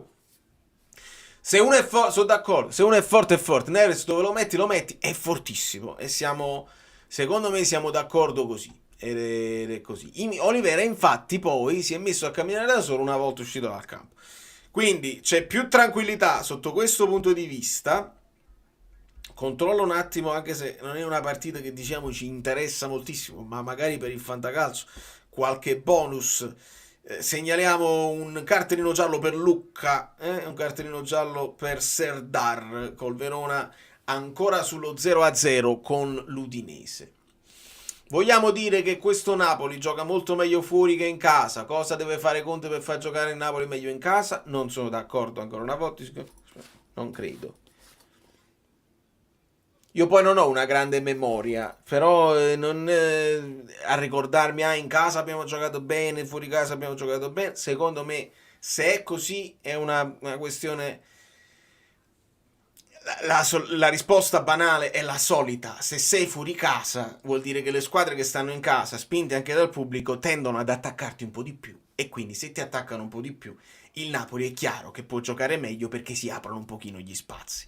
È talmente banale che non ne dobbiamo nemmeno parlare. Non credo che sia una distanza, una differenza così netta tra le partite in casa e fuori casa, così. È un Napoli che in crescendo sta migliorando il modo in cui sta giocando proprio partita dopo partita, al di là di dove le va a giocare, se in casa o fuori casa, perché fa un cambio di mentalità proprio. Invece di abbassarsi e di aspettare le avversarie, che abbiamo visto che ci è andata bene in molte partite, ma abbiamo subito troppo, abbiamo stabilito, e Conte almeno a parole ce lo ha detto, e lo stiamo vedendo anche nei fatti piano piano, il Napoli si deve difendere attaccando, tenendo il pallone il più possibile, perché non siamo squadra da fare il fortino, possiamo farlo in alcuni momenti, ma non troppo a lungo, perché concediamo poi qualcosa agli avversari.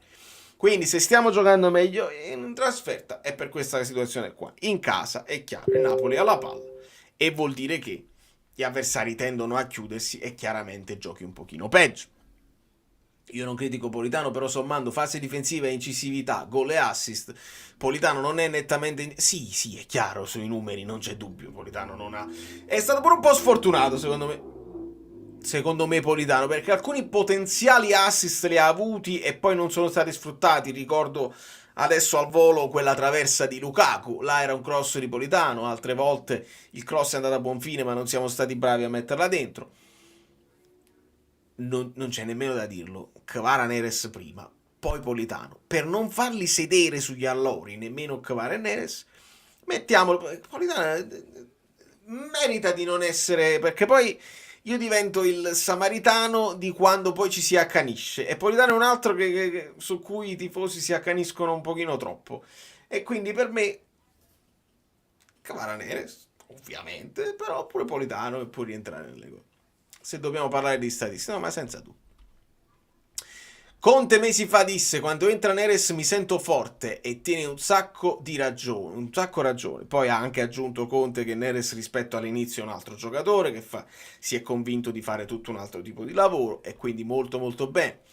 Oggi Neres mi ha ricordato Mertens per come ha cucito le giocate, un altro ricordo, un altro parallelo con Mertens. Olivera credo abbia preso una ginocchiata sul muscolo della gamba, credo solo una botta. Sì, ci stiamo tranquillizzando un po' a vicenda, Luca, per quanto riguarda le condizioni di Olivera. Ma Spinazzola non era morto fisicamente? Sì, così è sembrato nelle ultime partite, negli spezzoni che ha fatto. Poi evidentemente avrà dato il massimo, perché sapeva di avere una chance quasi irripetibile, insomma, di partire dall'inizio. Ha fatto una partita, ha retto fisicamente, e ha fatto una partita più che dignitosa. Il fattore campo valeva fino al 2010. Sì, infatti secondo me non c'è una grande differenza. Tutti esaltiamo Politano per la fase difensiva, ma adesso sembra che la faccia anche lui, tipo stasera. Bravissimo Giuseppe, yes, dove sta? Yes. Perché se qualcuno si azzarda a dire che Neres non fa la fase difensiva, non si vede le partite. Idem per Kvara, non vi vedete le partite. Se la giustificazione è che deve giocare Politano per forza perché fa la fase difensiva, è un falso storico, perché Neres la fa come la fa Politano, come la fa Kvara, come la fa Spinazzola, come la fa, e ripeto sempre i soliti nomi, la fa Ildiz, la fanno tutti i giocatori, Colpani, Sottil, tutti i giocatori che stanno in quella zona di campo sono chiamati a fare fase difensiva. Forse qualcuno la fa un po' di meno, vedi un Leao, vedi un, che ne so, magari un Conceição, sono anche per caratteristiche vanno più in difficoltà. La devono fare tutti la fase difensiva nel calcio moderno, e la fanno, quindi non c'è problema. Allora, Scott non suda eppure corre più degli altri, com'è possibile? Quando finisce la partita potrebbe farne anche altre 3 tranquillamente. Sì, però eviterei di sovraccaricarlo, perché poi mi metto paura. Ricordiamo che se abbiamo avuto delle situazioni dove ci siamo potuti affidare alle seconde linee per certe defezioni, per altre siamo corti, quindi speriamo che Scott continua a non sudare mai, non sudare, non ti fare male, e quindi va bene così. non ne facciamo fare altre 3, facciamo le partite che dobbiamo fare. Fuori casa 2 pareggi e una sconfitta. Se Lukaku Scott è abituato alla Premier League che corrono il doppio, e questo è un altro discorso che potrebbe essere un po' banale, ma ve l'ho fatto spesso. Quando vieni dalla Premier League, se non ti adagi sugli allori, perché secondo me un pochino chissà, questa la fatta quando si è reso conto del livello di intensità della Serie A, abbiamo visto un Anghissà che attacca e stacca, ogni tanto si mette le ciabatte perché può gestire, perché sa che con uno scatto si mette davanti così. E se lasci andare troppo, poi magari non riesci e puoi soccombere anche tu. Invece se tu resti mentalizzato, io continuo a giocare come se davanti avessi giocatori di Premier League, diventi dominante e diventi un piacere da guardare, perché non ti prendono, non ti beccano più. Hai notato come Conte sta portando i terzini come interno di centrocampo per dare supporto alla manovra, un po' come faceva Guardiola, un po' come faceva Spalletti, caro Raffaele. Non solo loro, oramai l'abbiamo visto con Motta, con Calafiori, lo vediamo con Spalletti anche con l'Italia, lo abbiamo visto con Pioli, con Calabria. Cioè non dobbiamo nemmeno andare a scomodare Guardiola, che ha ancora altre idee, altre cose per la mente, per cercare qualcosa di nuovo. I terzini che diventano centrocampisti sono oramai una cosa quasi scontata nel calcio, e se li aspettano anche gli allenatori avversari. È bello che noi lo vediamo, lo notiamo, perché qualcuno non lo vede, e se qualcuno non lo vede peggio per loro, si guardano il calcio a metà, nel senso si godono non tutto lo spettacolo. Però sì, tantissimi allenatori fanno questo quando sei poi in fase di possesso, e metti in difficoltà la squadra avversaria, perché che fa? Devo andare a seguire a uomo e poi libero uno spazio se ti seguo a uomo, e quindi si può liberare uno spazio, e se invece ti aspetto in un'altra zona sono in inferiorità numerica. Quindi è bellissimo, ed è bello vedere. In casa 2 sconfitte. Questo era il passaggio. Fuori casa 2 pareggi e una sconfitta, in casa 2 sconfitte. Vabbè, ma a livello quindi proprio a livello numerico siamo lì.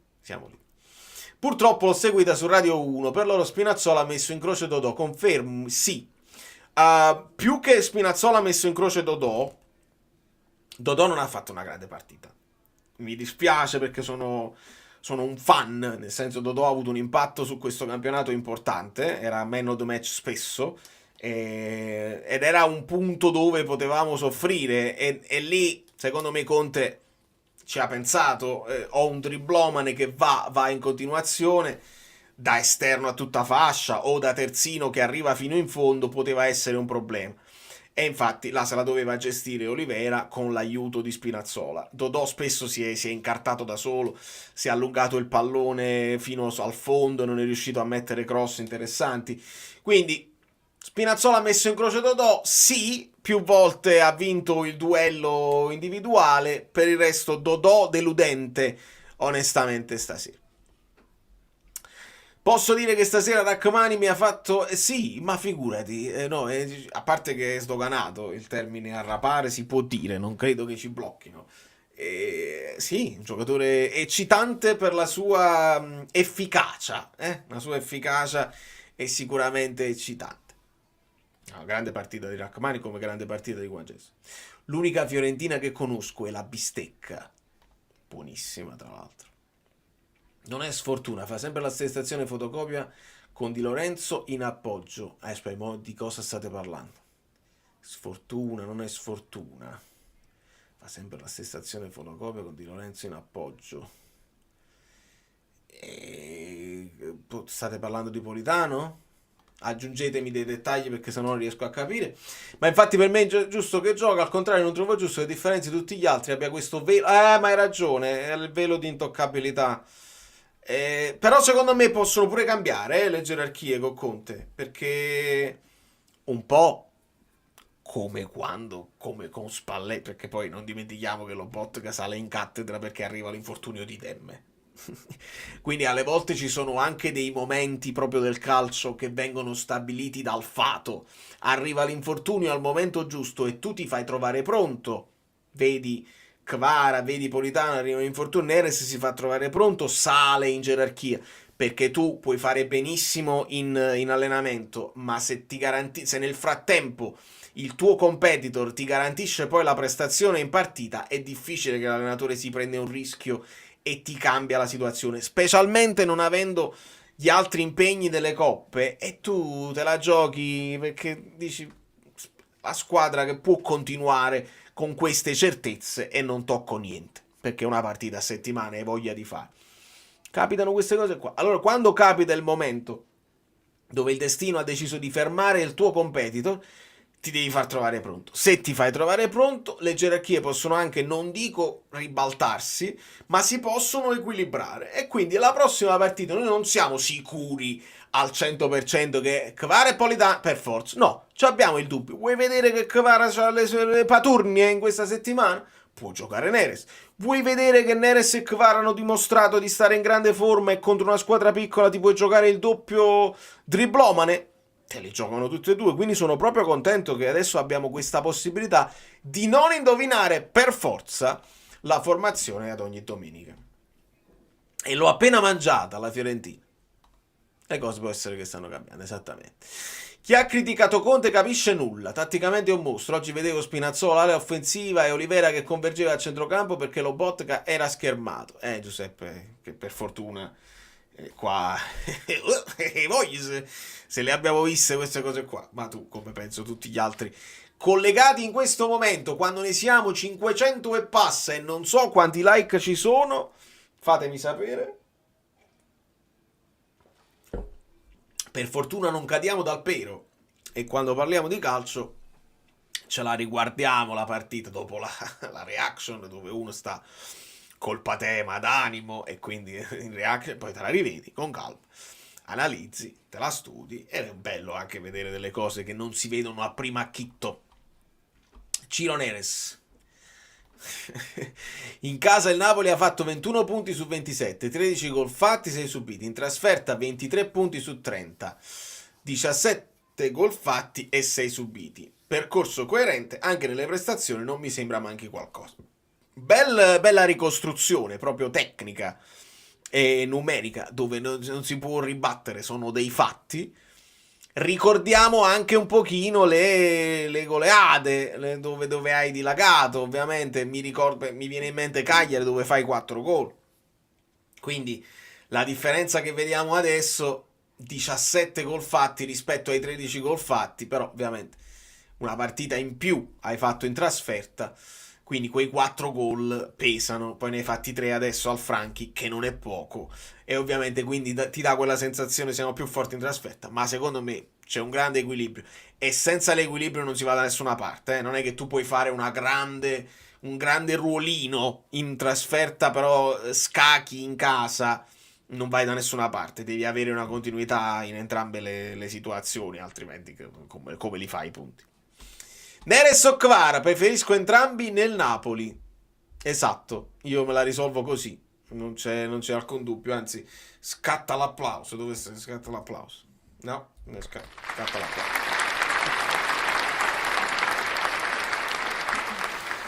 Attenzione, oggi tutti e 5 i cambi fatti, sarà il 3-0. Sì. Tra l'altro si sono alzati si era alzato prima Mazzocchi, poi si sono alzati intorno all'80°, quindi dopo il 72°, dove entra Simeone, si alzano Ngonghe e Mazzocchi prima, verso l'80°. Ma Conte non fa subito il cambio, aspetta un pochino, e secondo me non fa nemmeno male a mantenersi il cambio finale, anche perché il cambio finale ti porta poi a togliere Olivera da infortunato. Però cambia poi idea, avete notato? C'era Mazzocchi, poi si è alzato Raspadori, poi si è riabbassato Raspadori e stava rientrando Mazzocchi, e poi Raspadori è entrato dopo 3 minuti per la situazione di Oliver, è entrato Gilmour e Raspadori. Ovviamente con la squadra sul 3-0 io mi aspettavo addirittura molti più cambi subito, e invece entra solo Simeone al 70°. Qua onestamente, se proprio gli devo dire una cosa a Conte, gli dico questa, cioè al 70°, 3-0, credo che puoi togliermi anche, puoi farmi riposare qualcun altro, poi però mentre chiedo questa cosa a Conte, mi chiedo, non sappiamo se ci sono anche degli equilibri, non dico gli infortuni di mercato, ma degli equilibri. Questo giocatore non lo rischiare perché lo stiamo vendendo, e se succede un fatto alla Olivera va a finire che salta una trattativa, quindi non sappiamo neanche questo. Quindi mentre noi chiediamo a gran voce fai più cambi eccetera eccetera, farli prima, non sempre è detto che si possa fare, quindi che ci vuoi fare? Non ha fatto guai Spinazzola ed era quello che gli si chiedeva, non cambia il giudizio sul giocatore, qualcosa là a sinistra serve e anche urgentemente, sperando che Olivera stia bene senza dubbio.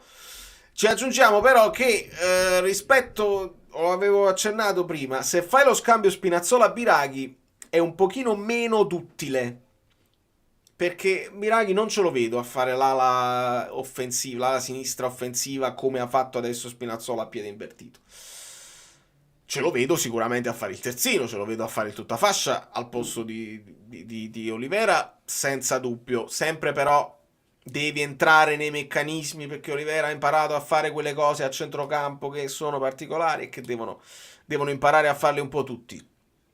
Quindi lo scambio ci ragionerei su, non lo farei a cuor leggero, perché magari ne guadagni in cross, perché Biraghi è uno specialista nel cross, specialista anche nei calci piazzati, ne puoi guadagnare sotto questo punto di vista, potresti perderne in duttilità. Io spero poi tra l'altro che non ti ritroverai più in una situazione dove ti manca sia Kvara che Politano e devi adattare a uno, perché magari trovi un altro che ti garantisce più dingonghe, meno farfallinescherie e più applicazione nella partita, che invece Spinazzola ti ha garantito.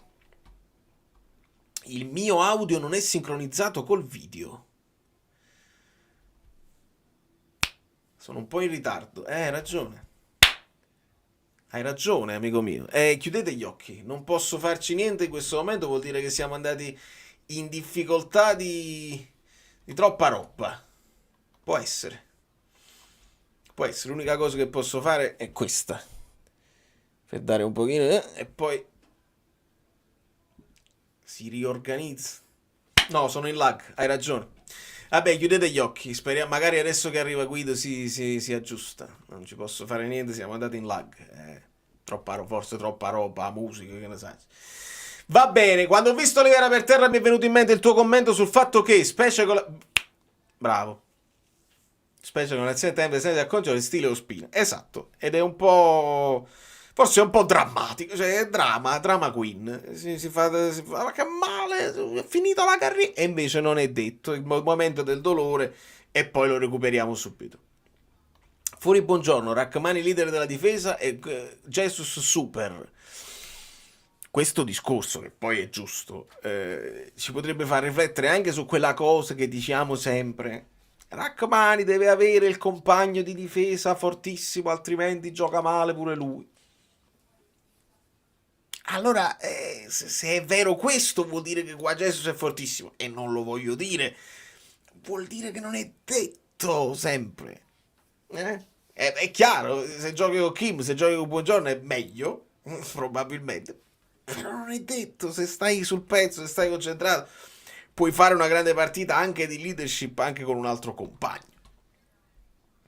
E nessuna nominata Amir, ne stiamo nominando proprio alla grande, assolutamente. Anzi, abbiamo dato lo stesso voto ad entrambi, i centrali sono stati perfetti. In generale, Valerio, quasi tutti, soprattutto quelli dell'annata dello scudetto come Anghissà, non danno la sensazione di diventare strepitosi in situazioni di mente fresca, tranne Lopo, lui sempre top. Strepitosi in situazioni di mente... Non ho capito la domanda.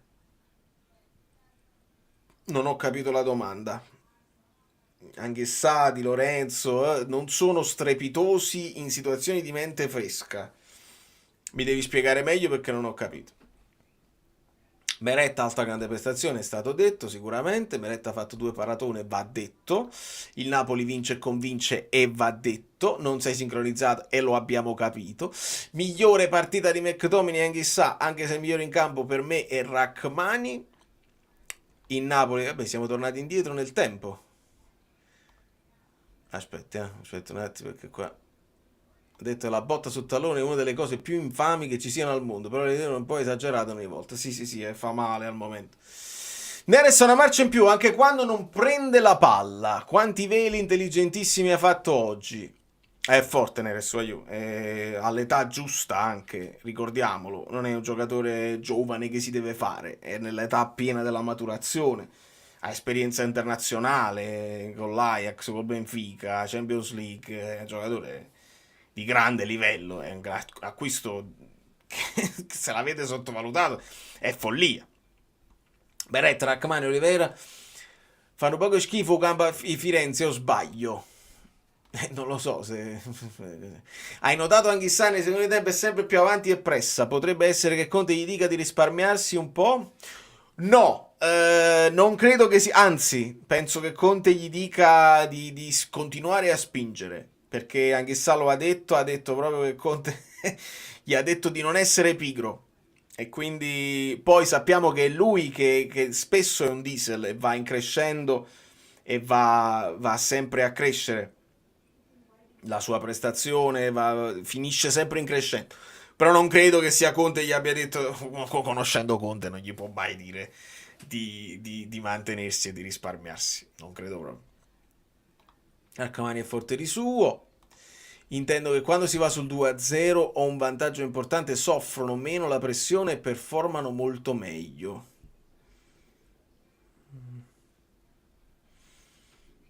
Non lo so, continuo a non intravedere questa cosa. Cioè, quelli là dello scudetto vanno meno in pressione. I suoi stessi l'anno scorso andavano in panico in qualsiasi cosa, quindi non lo riesco a capire. Vuole dire che forse quando serve sangue freddo non sono strepitosi. Non capisco, non sono strepitosi o sono strepitosi? Proiezione 88, mi ritorna ai metri 91 di Sarri, come al solito. Oliveira prende una ginocchiata sulla coscia. Anghissà è salito di livello, come al solito durante la partita. Il primo tempo ha sbagliato tanti appoggi facili. Questo fatto che deve giocare sempre di prima lo porta a perdere tante palle. Se il campionato continua così per le prime tre, quota scudetto di 90-95. 95 è già difficile, perché devi fare, se hai 45 devi aggiungere 50 punti. La quota scudetto è sui 90, ragazzi, 90-91, quella è. Se il Napoli bissa il girone di andata, che non è stato un girone di andata banale, arriva a 88. Quindi per vincere lo scudetto devi fare qualcosina in più di quello che hai fatto nel girone d'andata. Non devi perdere con il Verona, devi vincere qualche scontro diretto, per esempio con l'Inter hai pareggiato, magari ti devi imporre là, non puoi perdere con la Lazio, e allora là aumentano quei punti e da 44 passi a 48-49. E non è facile. Adesso vediamo se si è aggiustato un pochino. Meglio? No, sempre in ritardo, non c'è niente da fare. Quindi sì, sui 90-91 secondo me siamo lì. Prima Meret si è accasciato, poi Rachmani, poi Oliveira, questo ha detto...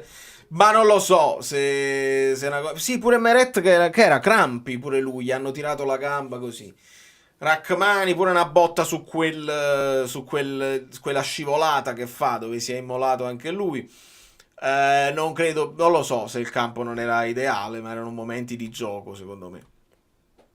Ci vorrebbe Guido per commentare anche in previsione il girone d'andata dal punto di vista statistico e anche cosa possiamo aspettarci in quello di ritorno. Guido dice che è dentro ma non ti vedo, e non lo vedo. Sì, non ti vedo, e non ti vedo. Come fa a essere dentro se non lo vedo? Lo vedrei. Io ho mandato il link che è quello là giusto, quindi vediamo. Sta arrivando sicuramente, quindi adesso vediamo così. Super Meretto oggi ha salvato il risultato sull'1-0 galvanizzato dal vicino rinnovo. Altra cosa che non ha alcun senso, perché non lo rinnovi e lottano per avere il rinnovo, rinnovano e poi magari si rilassano per avere galvanizzato il rinnovo, oppure sta arrivando il rinnovo ma non arriva ancora, quindi è nervoso e fa un errore. Il calcio è il calcio e alle volte parla solo il campo. Sta Guido, aspetta, però ci spostiamo di qua, e pure qua sta Guido. Esattamente. Buon anno! Buon anno alla grande, 44 gatti. Ho sbagliato, io mi lasciai sfuggire, facciamo questi 42, invece Napoli è andato meglio della mia speranza. E sono molto felice di questo. Contrariamente, lo so che mi aspettano al varco, ma tu avevi detto, quindi partiamo dalla fine. Ok. Bene questo girone di andata. Non esageriamo. Tra l'altro ho preceduto, ma non perché sia più bravo, più importante di Conte. Io ho detto qua l'ambiente è veramente juventinizzato da anni, si danno scontate le vittorie, c'è questa impazienza, questa ansia alla prestazione. Se non vinci, se non vinci sei un fallito. Tra l'altro non ti godi nemmeno il percorso, la vittoria. E lui è un po'... Prima l'ha un po' subito, adesso lo sta cavalcando, quindi ha capito la chiave di lettura dell'ambiente, e questo è buono perché gli farà perdere pochissime, spero, energie.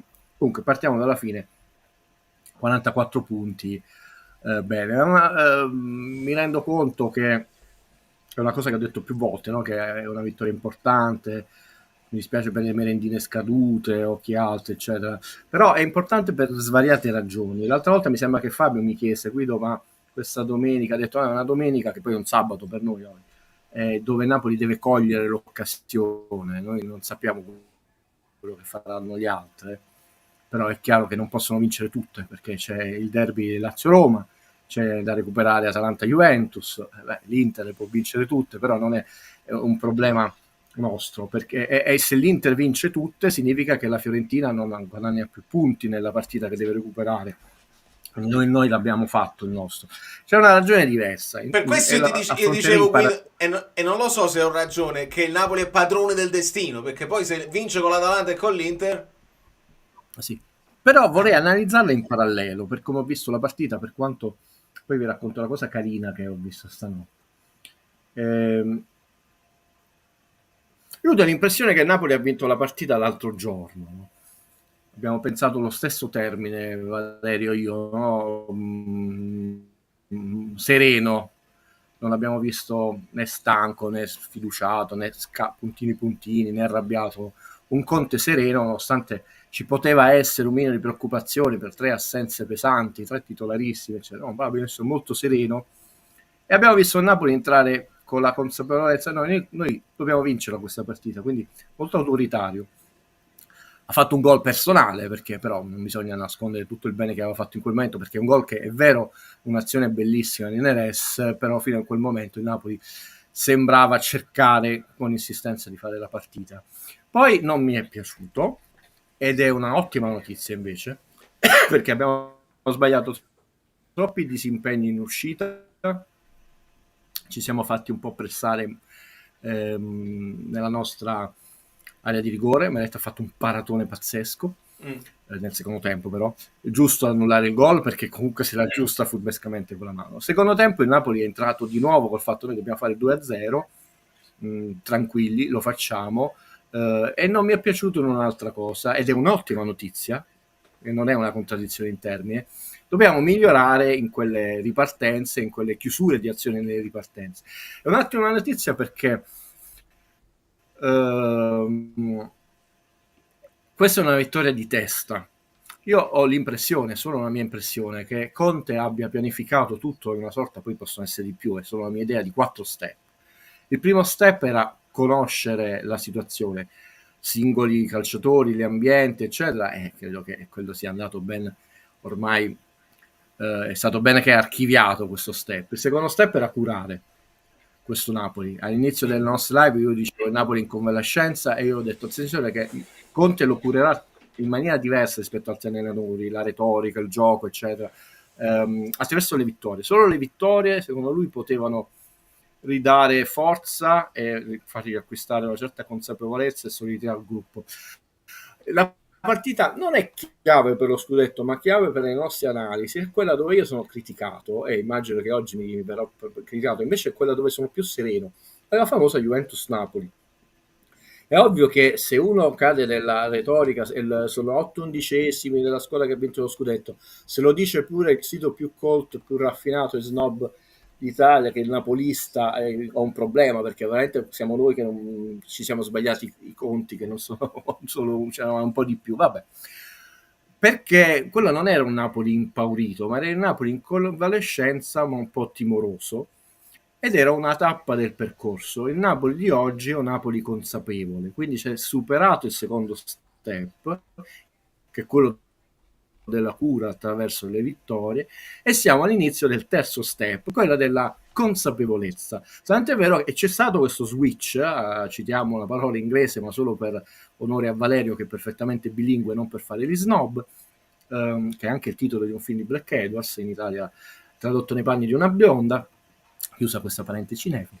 È il momento della consapevolezza, è quando lui ha detto bisogna fare di più, ma questo fare di più, adesso voglio che la squadra abbia di più il pallino del gioco, e io vi ho detto guardate che i numeri stanno migliorando piano piano, ma non sono i numeri steri che uno prende 4 tiri in porta, sempre in parallelo rispetto alla prestazione, alla psicologia, a tutta una serie di dinamiche, e secondo me siamo all'inizio di questo terzo step. Il quarto step è provare a vincere, che con Conte penso che sia un po' come Yoda, fare o non fare, non provare, quindi provare a vincere nella sua lingua significa si deve andare a vincere, e queste sbavature del Napoli di oggi, Napoli per lunghi tratti sontuoso, come alcuni giocatori, io vorrei sottolineare, non è per i singoli, troppo facile Juan Jesus, io vi dicevo non è un problema, Rachmani totalmente ritrovato, facciamo, no? E citiamoli a 1-1 come in queste settimane di Lorenzo,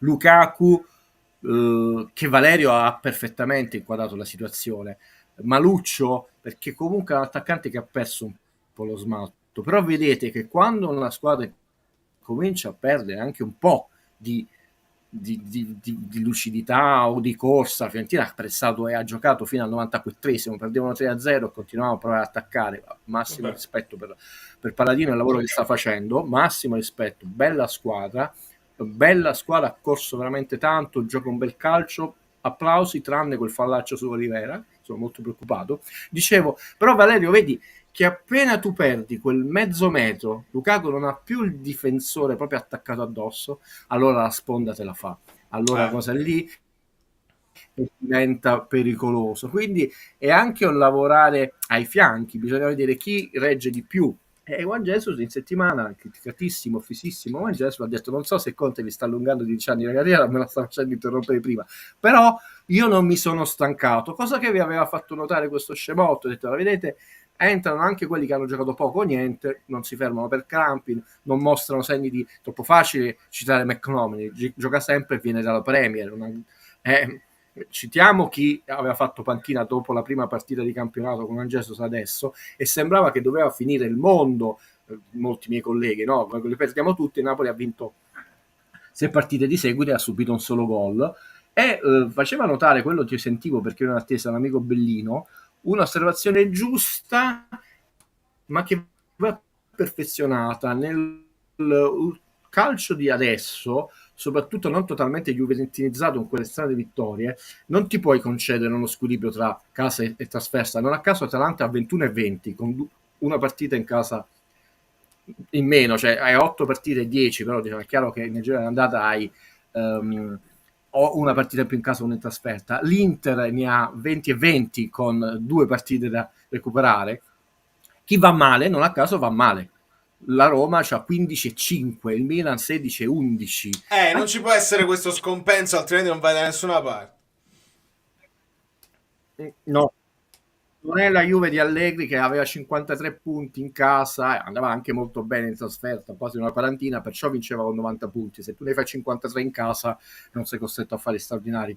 Quindi, nel senso, il Napoli mantiene quell'equilibrio che adesso è tipico delle squadre forti che lottano per il vertice. Questa è la mia precisazione. L'osservazione è giusta e pertinente, va semplicemente, non dico migliorata, ampliata. Sarebbe molto pericoloso avere quello squilibrio benissimo in casa, ma male in trasferta significa che comunque non farai un campionato di vertice. Quindi bene così. Tra l'altro, ricordiamolo, partendo malissimo. Cioè un 3-0 col Verona, con questo Verona che sta stentando il campionato, è un Verona delle meraviglie, è un fardello dalla prima giornata, un 3-0, giocando malissimo, è dura, e invece poi hai pareggiato con la Juve e vi vedo contenti. Io vi dicevo siate contenti, questo è un pareggio che farà meglio a noi e peggio a loro, così è stato, e non per gufare. Anzi, la Juve ne ha fatti 11 pareggi, quindi è pareggite. Esatto, pareggio diventa pesante se li accumuli con gli altri. E questa consapevole, cioè oggi la vittoria è forte, perché è una vittoria di testa, prima di tutto, perché, e poi di campo, perché il Napoli ha giocato una bella partita. Quelle sbavature sono sbavature ottime, perché significa che tu puoi migliorare in due azioni, due momenti di gioco che sono facilmente migliorabili, non sono quelle cose difficili. Cioè una la migliori con questa crescente maggiore consapevolezza che tu sei forte, e quindi devi essere un po' più paziente in quelle parti. La seconda la migliori perché il Napoli cammin facendo quelle azioni di chiusura, io spero, non dico mi aspetto, che ne vedremo insomma un paio di gol in più su quel tipo di ripartenze. Non sono, come posso dire, speranze inverosimili, voli pindarici, sono step facilmente raggiungibili. Siamo all'inizio di questo, è una sola mia idea, terzo step, ed è un inizio comunque che parte da 44 punti, quindi non male. Mi aspetto, Guido, tu hai detto che non potevamo vincere, secondo me l'ha spiegato anche Conte, noi stiamo proprio sul filo del rasoio, come tutto, come rosa, cioè, e stiamo andando al massimo. Attenzione che tu potresti fare pure 89 punti, fai un punto in più nel giro di ritorno, ma l'Inter ti frega con 91, e che fai? Come quello là che ha detto che se il Napoli non vince è un fallimento.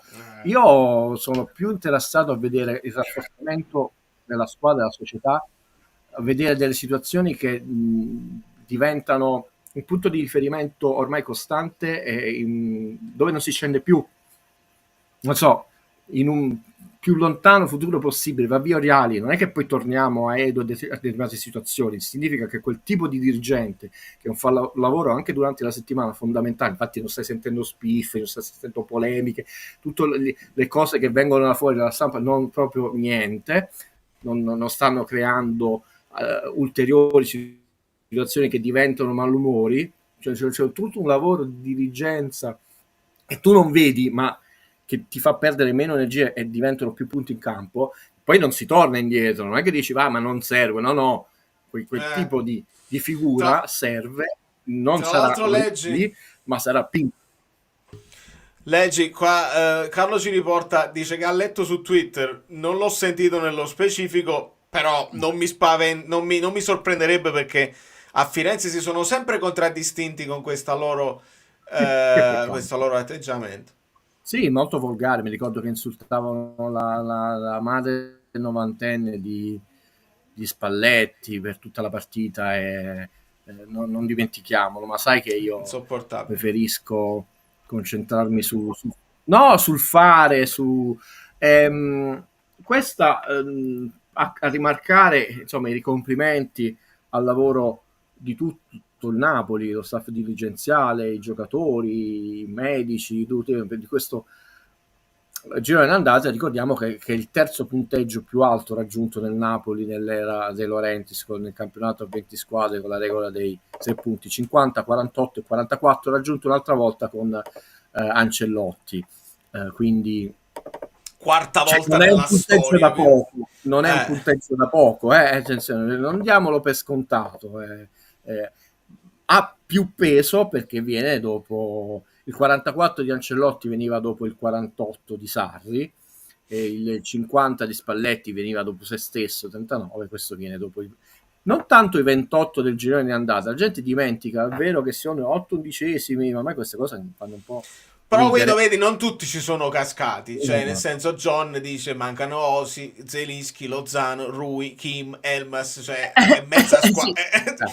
Cioè, per fortuna non tutti hanno seguito a pappardella questa cosa. Mi segue subito, insomma, almeno lo vediamo graficamente, perché attenzione, vedete il girone di ritorno, questi sono 44, ma se noi le leghiamo al girone di ritorno, il girone di ritorno l'anno scorso abbiamo fatto anche meno di 28, 25, quindi è un risultato mostruoso, lo risottolineo, mostruoso. Zoom, Guido, se puoi. Sì, subito. Puoi pure zoomarlo. come vedi adesso? Che meraviglia! Bellissimo. Sono io oggi il problema che laggo, ma il resto si sente e si vede benissimo. Quindi io non posso che fare i complimenti a tutta la società Sospina Calcio Napoli. È un bellissimo, ma non significa no, io guardo un traguardo molto più lungo, l'orizzonte è molto più lungo, lo sappiamo benissimo, a parte che il Napoli molto probabilmente non sarà campione d'inverno, ma io guardo, diciamo, un percorso. C'è della live in questo supporto. Ecco Valerio, c'è della live. C'è della live in questo supporto. Ciao Vale, ciao Guido, piccolo off topic. Guido, quando un'analisi di Partenope di Sorrentino? Forza Napoli. Sì, allora ragazzi, perché insomma poi ho pensato tutta una cosa, sarò brevissimo, subito. Tutte le vicissitudini peggiori del mondo, io ho detto, siccome volevo fare delle cose, ho detto non posso stare sempre stanco, adesso ho detto io ogni domenica mi sveglio una mattina, faccio colazione, provo a fare un video, quindi la domenica mattina staccherò qualunque device, come si chiama, e a uno recuperiamo tutte le cose, quindi la domenica mattina, che non sia domenica, si fa per il pomeriggio, è pronto per lunedì mattina, e quindi da domani si iniziano a registrare i video, nonostante i disastri che solo Tore Farang sa, non ti ho voluto angosciare, perché mi hanno distrutto mezza casa degli operai, e infatti mi vedete raffreddato, ma se pensate male, perché, chiusa questa parentesi, io sono molto allergico alla polvere. Infatti devo vivere un'igiene totale, però per quanto tu vivi un'igiene totale, tu l'hai respirata dentro, e quindi anche se ti fai subito la doccia, ti lavi tutto, cioè non ci sta niente da fare, patisci. Chiusa questa parentesi. Spesso è allergico a pesce e allergico alla polvere. Valerio, comunque oltre 2 o 3 errori, Spinazzola non ha giocato male, a mio parere. Volevo sapere il vostro. Ha retto Spina? Sì, tra l'altro vorrei farti notare una cosa, Vale, no? Cioè, tu hai visto il recupero in chiusura dentro l'area di rigore al penultimo minuto di Raspadori? Come no? Ho urlato. No, lo so che tu le vedi, non ti sfugge nulla, no? Non c'entra con... Questo significa che Spinazzola ha dato in partenza, acquisto sbagliato, tutte le critiche di questo mondo, di chi capisce il calcio, noi non capiamo nulla, partita chiave, una partita delicatissima dove tu potevi avere tutti gli alibi di questo mondo, perché tutto sommato non hai giocato mai, mancano 3 titolari, eccetera, eccetera. La sua partita più che onesta, è un 6,5, l'ha fatta, e poi si finisce di squadra. Ormai è diventata una nostra tradizione, Valerio, se vuoi cortesemente farlo vedere. Chiaramente a giornata della 18ª siamo sempre una giornata in meno. Quando il Napoli sarà l'ultima squadra della giornata potremmo essere in tempo diretto, altrimenti mancherebbero troppe partite. Vedete che continua a essere molto alta la quota Champions. Questa è una quota Champions che potrebbe essere 76 punti il quarto posto, male per chi è costretto a fare straordinari a inseguire, un po' più bassa la quota scudetto, sempre questo stillicidio della parte media della classifica, un pochino si sono riprese le terzultime, però la parte bassa della classifica vale quel problema che io da anni sottolineo, ma non perché sono fissato, perché così, poi alla fine il disastro della Salernitana, quest'anno il Monza c'ha meno punti della Salernitana, gli ultimi 3 hanno gli stessi punti o meno 2 punti, e sembrava un punteggio bassissimo della Salernitana, cioè rischiamo anche quest'anno che ti salvi con 32 punti. D'altronde mi parlavi della quota Champions, mi era arrivata la domanda sul Milan, visto che c'è l'entusiasmo adesso dell'arrivo di Conceição, questa vittoria così, io ci vado un pochino cauto, perché l'ho trovata più una sconfitta della Juve che una vittoria del Milan. Ho fatto un calcolo velocissimo, se il Milan vince le 2, cioè potenzialmente il Milan può chiudere a 33 se vince le 2 che deve recuperare, il girone deve fare 42 punti almeno, cioè deve fare molto meglio, deve fare 9 punti più del girone che ha fatto per provare ad arrivare nella zona sperare un brutto girone di ritorno di tantissime squadre. Molte squadre che crollano. Quindi se il Milan si vuole iscrivere scudetto, possiamo Ragazzi, lo scudetto lo vince l'Inter se non si suicida, appunto, cioè non c'è stato proprio a sperare. A questo punto, siccome lo diranno, diventano 2 gli avvoltoi che stanno lì, e uno in particolare, dobbiamo dirlo, il Napoli, no? Anche se ci sono degli elementi calcistici dove sono degli anelli di debolezza, abbiamo una rosa meno ampia, eccetera, eccetera, meno potere politico, perché insomma noi tante partite abbiamo visto situazioni che, cioè con la Juve tutto quello che volete, però Kvaratskhelia è stato affondato 5 volte in quell'azione, che non puoi non vederla, non puoi non vederla il VAR, comunque quello è il rigore sacrosanto, tutto. Non come dice quell'amico che citi tu, quel collega lì, che ogni tanto parte in vari siti, vari YouTube, è abbastanza ridicolo non dare quel rigore, però non è stato dato lì oggi abbiamo visto, per chiudere una parentesi, un rigore anni 80 che non vediamo più, cioè proprio lo sgambetto netto, non capita più di vedere uno sgambetto così netto in un rigore, però infatti anche Issa era quasi dispiaciuto, se l'ha abbracciato, perché molto l'Inter per stanchezza, pure se avendo queste 2 squadre e mezzo, insomma devono stancarsi 2 squadre e mezzo, e tu puoi stare appollaiato lì pronto, tu e l'Atalanta. In questo momento ricordiamoci, l'Atalanta ha vinto lo scontro diretto del Napoli, a pari punti, l'Inter ha fatto 0-0. L'Inter lo deve vincere, la rosa più forte, il dirigente è più forte, il potere politico è più forte, il potere mediatico è più forte, il monte ingaggi nettamente superiore al Napoli, eccetera, eccetera. La pressione, noi stiamo lì, questa ossessione per vincere, però c'è un particolare, un altro schemetto che ti fa capire perché ci sono gli allenatori vincenti e quelli che forse lo diventeranno, o quelli che invece dicono di essere vincenti, Mazzarri, non lo sono. Preparato un altro piccolo schemino, sempre per nobilitare. Ero molto fiducioso dopo la conferenza stampa di questa vittoria, se devo dire, ma te l'ho detto, Sereno, se puoi farlo vedere.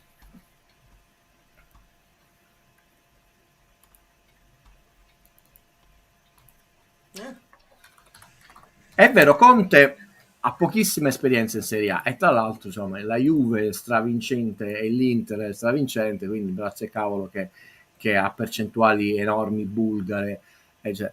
Però sono anche molto alte, cioè uno che cerca la vittoria, tranne quel primo scudetto, era una Juve in costruzione, quindi è uno che insomma, vedete, tranne il primo anno di Serie A con l'Atalanta, non è mai andato sotto il 60% e soprattutto negli ultimi anni sotto il 63%, 71, 86%. Il famoso Mazzarri, chiaramente un paragone diverso perché non è allenato grandissime squadre. Lui quando nella sua carriera solo un anno c'è della live in questo supporto. Aspetta, che è successo? Alessandro, obiettivo marzo, poi Conte metti a dietro pure noi. E qua Alessandro richiama quella cosa che tu dicesti, cioè non fate stare Conte in testa alla classifica a marzo, perché là diventa. Sono problemi vostri, non nostri, che ce la godiamo. Esatto. Bellissimo. Diciamo, il paragone non è perfettamente omogeneo, mi rendo conto, però la gente poi non va a vedere certe cose. Mazzarri, nella sua esperienza napoletana, un anno ha superato il 50%, eppure aveva una squadra ed era un'Italia molto fragile, dove c'era il Napoli che inseguiva un po' il Milan, un po' la Juve. Nell'esperienza con l'Inter, che non era l'Inter dello scudetto, del tripete, ma è pur sempre l'Inter, ha chiuso la sua esperienza col 41% e 47%. Cioè Mazzarri, quando il Vase, eccetera, che prima l'ha difeso, dice no, ma io non potevo dire, cioè è uno che in carriera, chiaro che non puoi pretendere percentuali con la Regina, eccetera, ma anche col Napoli, con l'Inter, eccetera, aveva difficoltà a raggiungere, pure superare il 50%, senza esperienza a Napoli il 35%. Vedi la carriera di Inzaghi Junior nella Lazio, dove tranne un anno Inzaghi ha sempre superato ampiamente il 50%.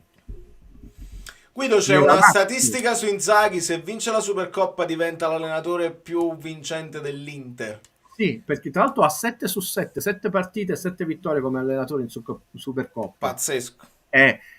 Ti fa capire che comunque certi allenatori cercano, non è solo la rosa, cioè, cercano molto di più della vittoria, hanno meno il braccetto corto, e questo va sottolineato perché a volte come quando si dicevano delle cose di Mourinho e poi lo si attaccava. Poi, ma voi dite che è un grande comunicatore e poi vi arrabbia che provoca in conferenza stampa. Lo è o non lo è? Quando vi fa comodo lo è.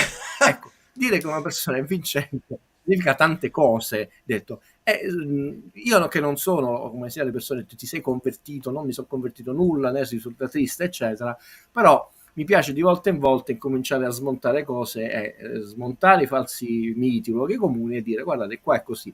È un allenatore che in Serie A ha allenato poco, però tranne la pessima inizio esperienza con l'Atalanta, perché anche nella Juve tu puoi vincere, accontentarti di un 50-60, cioè ha percentuali molto alte. Quindi lui la vittoria, contrariamente a quel buon Thiago Motta, non so se è l'unica cosa che conta, ma ha molta fame di vittorie, cioè c'è uno che ci tiene molto a se Guido, di questo schema record, e questo poi finisci per trasmetterlo la squadra, e quando trasmetti, scusa Valerio, chiudo, più la voglia di vincere è sempre quello che la perde, è sempre così. Da questo schema, quello che noto e si evince: primo anno di Juve 23 vittorie, secondo 27, terzo 33. Primo anno di Inter 24, bravo. Il secondo anno 28. Quindi quando parliamo dei margini di miglioramento, di strada tracciata e di abbreviare, di accorciare, di bruciare le tappe, significa questo, cioè Conte, ma no, che bello, questi numeri praticamente fanno parlare Conte, sì. E non è più un folle. Conte, quando Conte ha detto fidatevi di chi ha vinto un attimo, e quindi se vi dico che le cose hanno bisogno di un certo tempo, lui ci spiega questo. Io so di poter dare una grande percentuale, ma so anche che miglioriamo col tempo, se ci avete un attimo di pazienza, le vittorie il secondo anno possono aumentare. E questo ci sta dicendo Conte, cioè se non abbiate l'impazienza di vincere subito, perché se mi fate fare a me, poi migliora. Sì, tra l'altro ti ho detto, non si ragiona così perché no, potevamo, è chiaro che se a me fanno girare una scatola è la sconfitta con la Lazio, perché secondo me era un set point, cioè, non funziona così, ormai l'hai persa, e comunque quel meccanismo è stato anche una ragione probabilmente di altri allenamenti, altre riflessioni.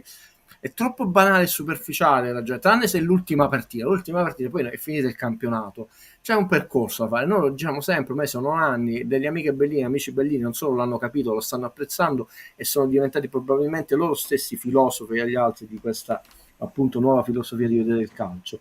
Quello che però, per chiudere, Vale, non è detto che ci sia questa simmetria, però 14 vittorie per 2 sono le ultime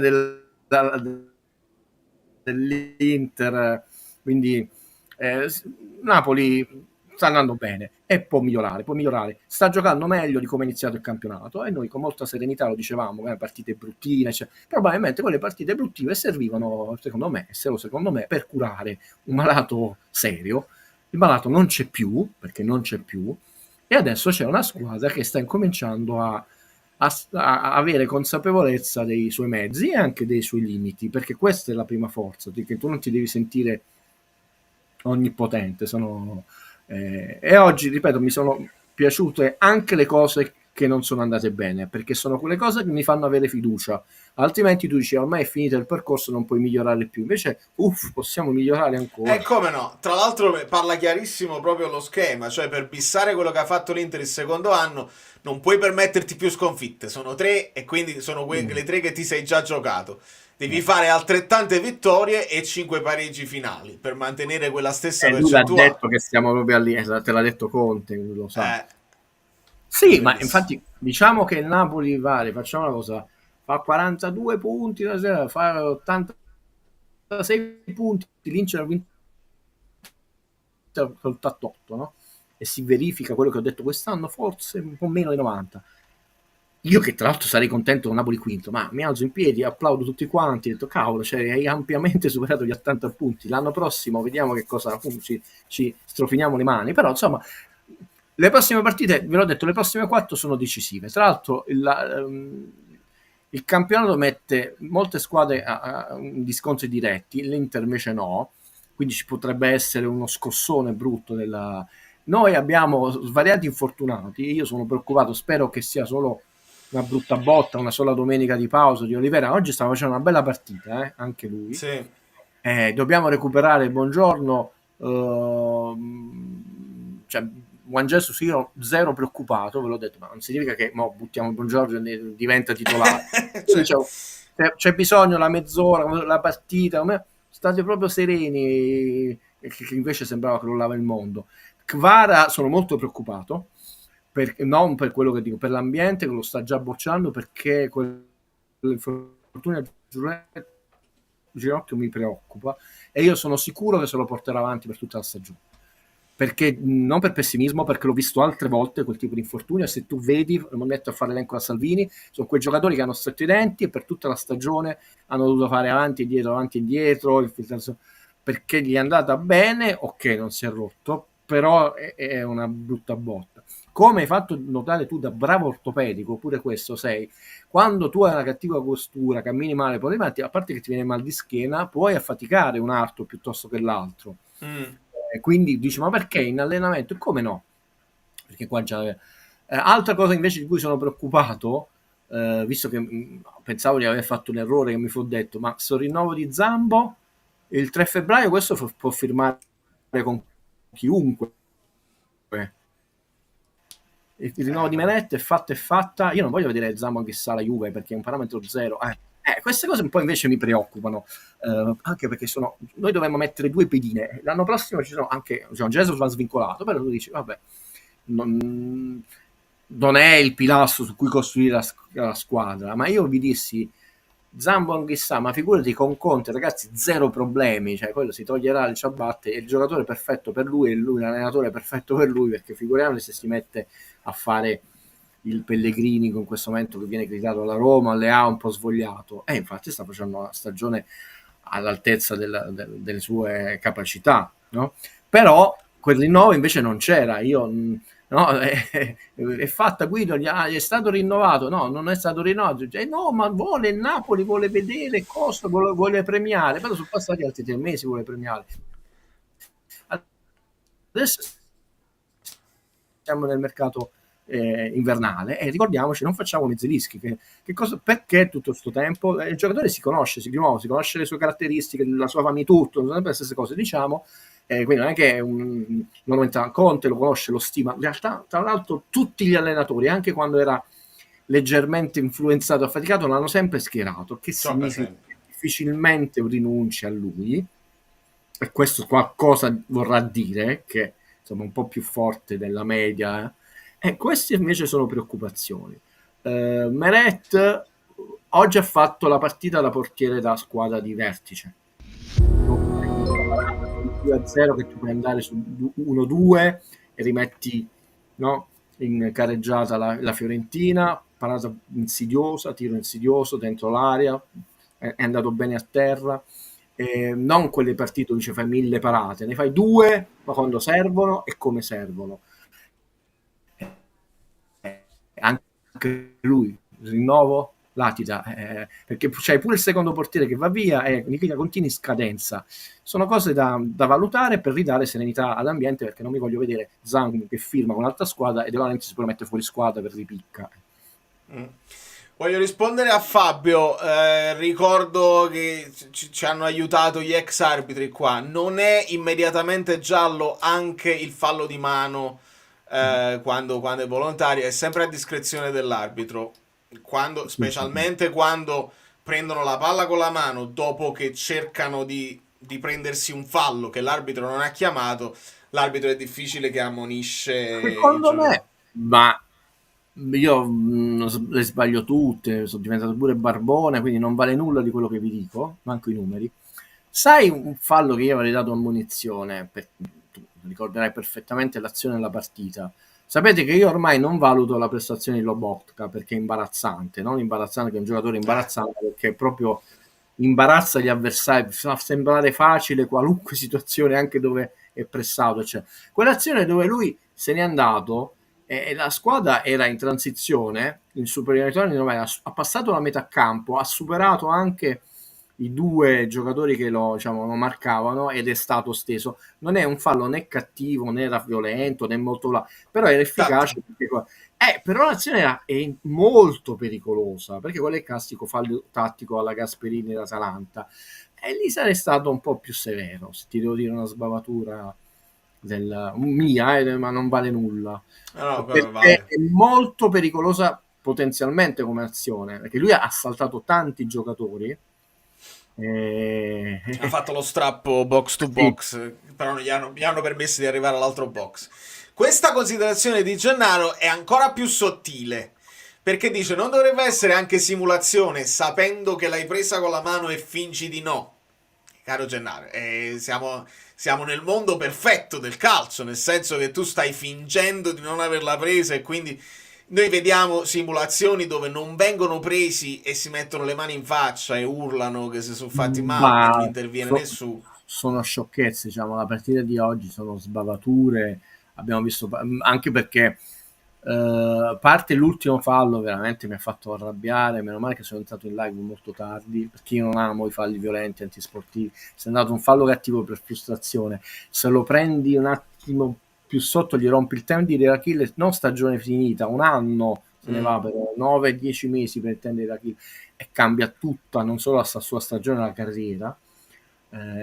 Quella però sostanzialmente è stata una partita dove entrambe le squadre hanno giocato a pallone, sono una bella partita, cioè oggi possiamo dire una bella partita di Serie A. Considerate che anche la Fiorentina, perché vanno detto, è una squadra che gioca a pallone, fa pochi falli. La Fiorentina ha 187 falli, ma 2 partite da recuperare. Il Napoli è la squadra che fa meno falli dopo il meraviglioso Parma, 173. E attenzione che il DNA, queste cretinate che a volte voi sentite, non è solo avere tante cretinate, giusto per farvi una curiosità, no? Qual è la squadra quest'anno, una delle squadre che fa più falli? Il Verona, 269, no? Tra l'altro espulsione per il Verona. Sì, siamo e 51 cartellini. Napoli è arrivato a 23, uno è quello assurdo, vi ricordate? L'anno scorso qual è la squadra che ha fatto più falli con un allenatore diverso? Il Verona, 541. E l'anno prima qual è la squadra che ha fatto più falli? Il Verona, 539. Penultimo era il Lecce, 533, con 3 allenatori diversi. Non sono quasi fatte, cioè, stiamo parlando di un fallo meno, però sono tanti. Il Napoli 389 Spallettoni, 381 3 allenatori diversi, e stiamo 211 quest'anno, dopo diciamo il Parma è la squadra in percentuale, perché comunque la Fiorentina in questo momento ce n'ha un po' di meno, sono 204, però deve recuperare una partita. Però per esempio il Napoli di nuovo, tranne l'anno scorso 3 allenatori, tante cose da che prende pochi gialli, perché è una squadra che gioca a pallone, ed era la mia preoccupazione all'inizio anno, che fortunatamente era una preoccupazione, non era una certezza. Conte è bravissimo, allora ho detto attenzione, speriamo che Conte riesca a dare delle cose buone del suo modo di vedere il calcio, il suo carattere eccetera, senza snaturare alcuni aspetti del Napoli, che è una squadra che gioca a pallone, non è una squadra cattiva, non riesce a far falli, la gente lo vorrebbe, ha detto no, non funziona così. Sta andando proprio così, che la situazione è ottima secondo me, perché ti prendi il meglio dell'allenatore e non cancelli il meglio storico della squadra, che non è però di nuovo scontato, perché può uscire anche un Frankenstein.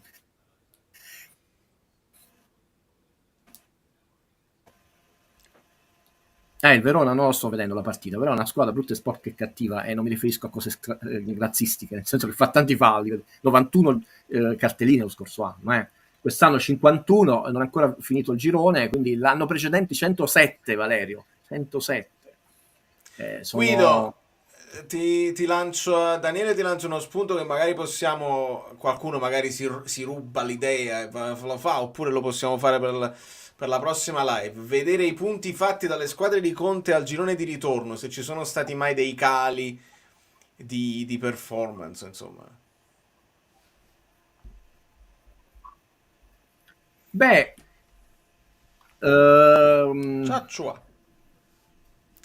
anno sì, diciamo, quando lui ha vinto lo scudetto ha fatto 41,50, l'anno prima però ha fatto 46,36 e perse, diciamo, lo scudetto quello del maestro Sarri di un punto, però anche un anno strano, diciamo Covid, cose eccetera. Negli anni della Juve, diciamo, non c'è una regola fissa con Conte. Poi la prossima volta ve lo facciamo. Questo è uno schemino che non ho preparato perché poi lo devo tagliare, lo vediamo. Però diciamo è abbastanza pari e patta. Non è quello detto con le squadre di Conte crollano tutto il girone di ritorno. No, poi dipendono da alcune stagioni.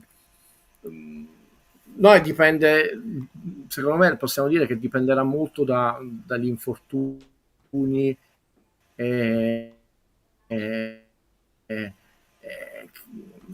sia diciamo eventuali muscolari che invece provocati. Meno ne abbiamo e più la rosa sarà competitiva oltre un mercato di gennaio, perché noi tutto sommato abbiamo partito poco, facciamo gli scongiuri, cioè l'infortunio di Buongiorno è casuale, è un infortunio casuale in allenamento, perché è caduto male, non l'abbiamo visto, però non è il caso, non puoi farci nulla. Quello di Kvaratskhelia è un fallaccio subito, dove l'hanno affondato, gli rimane il ginocchio sotto, non ci può fare nulla l'allenatore.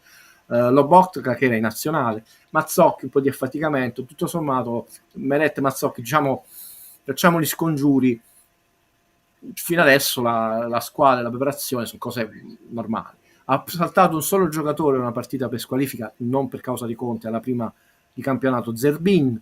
Abbiamo una situazione al girone di andata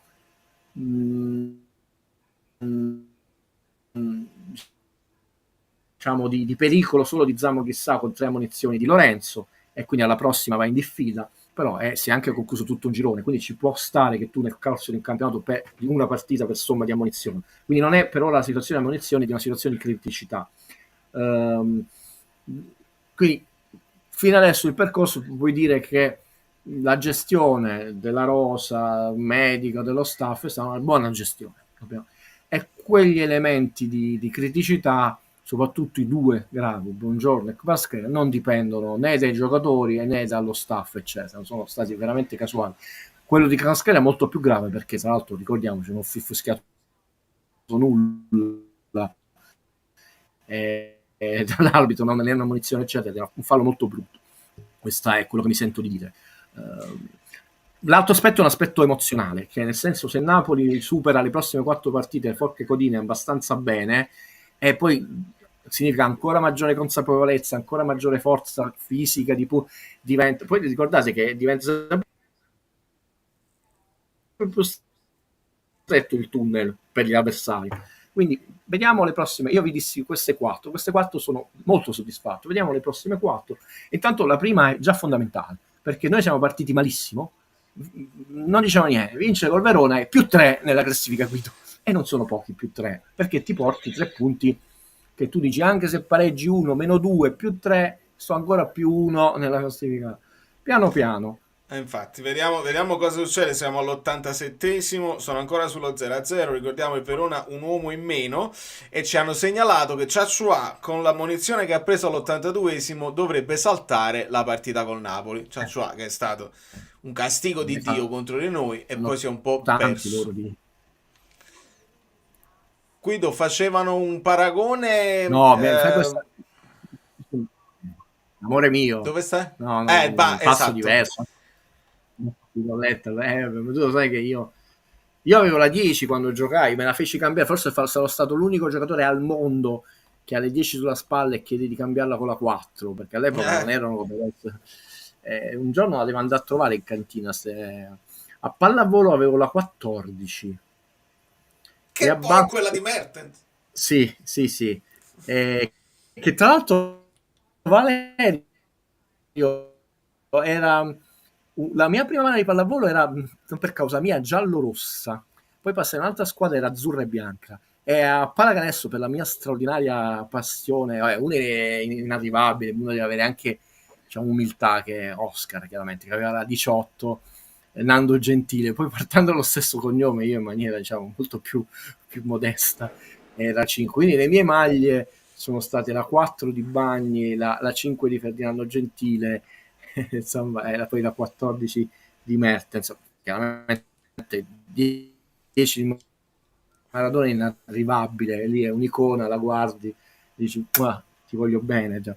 E, tra l'altro fu un atto di umiltà, ma anche perché, rispondo alla domanda, sai perché io giocavo in porta ed ero fortissimo. Poi una volta mi ero fuori perché mancavano i giocatori e una persona mi disse: Madonna, ma tu hai 1000 polmoni, dovresti fare in mediano la Bagni. Però tiravo bene le punizioni, tiravo bene, avevo il piede, io ho un piede molto piccolo per 1,89 m, 43, che poco, piccolo per quell'altezza. No, Bagni era un altro tipo di giocatore. A parte più basso, più guerriero, si sottovaluta il fatto che Bagni comunque i piedi buoni ce l'aveva, è cambiato anche il modo di interpretare il calcio, poi no, quello viene da Premier. E quello che ho letto prima e che dicevi tu è vero, cioè McDonald's non ti dà l'impressione che si sia sforzando, non perché sia un lavativo, invece Bagni te la faceva vedere l'azione, però ma in tutto e per tutto, poi era un giocatore emotivo, ricordiamo sempre, anche Maradona ha sbagliato, rigore a Telosa, ma prima lo sbaglia Bagni, e se rivedete quell'azione, Bagni era amore mio, ma si prendono questa cosa, tu lo vedi che era emotivo, se rivedi adesso su YouTube ti dici, no, ma questo lo sbaglia, ma non perché sai che lo sbaglia, perché lo stavo sentendo emotivamente il rigore, aveva fatto un partitone.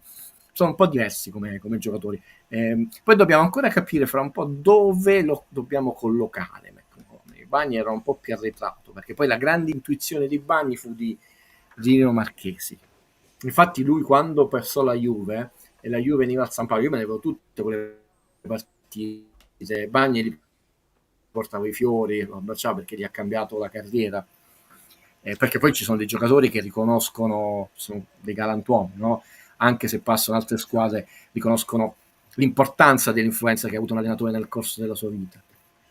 Guido, chiudiamo, anche se tu stai laggando in questo momento, io sono in rallenti e quindi dobbiamo chiudere con una domanda che meriterebbe secondo me un approfondimento di un paio d'ore, però te la giro. Hai un'opinione sulla situazione Barcellona? Senti, se voi vi ricordate, scusa Pari, scusa. Vedi che è in ritardo. Forse ci stiamo laggando. Mi senti?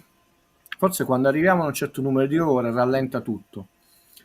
Parlerò piano piano. Ti ricordi che una volta mio fratello, e non lui in persona, però fu una situazione un po' bizzarra, la sua università ospitò un luminare del diritto penale spagnolo che fece una lezione di 3 ore bellissima, uno dei più importanti penalisti europei.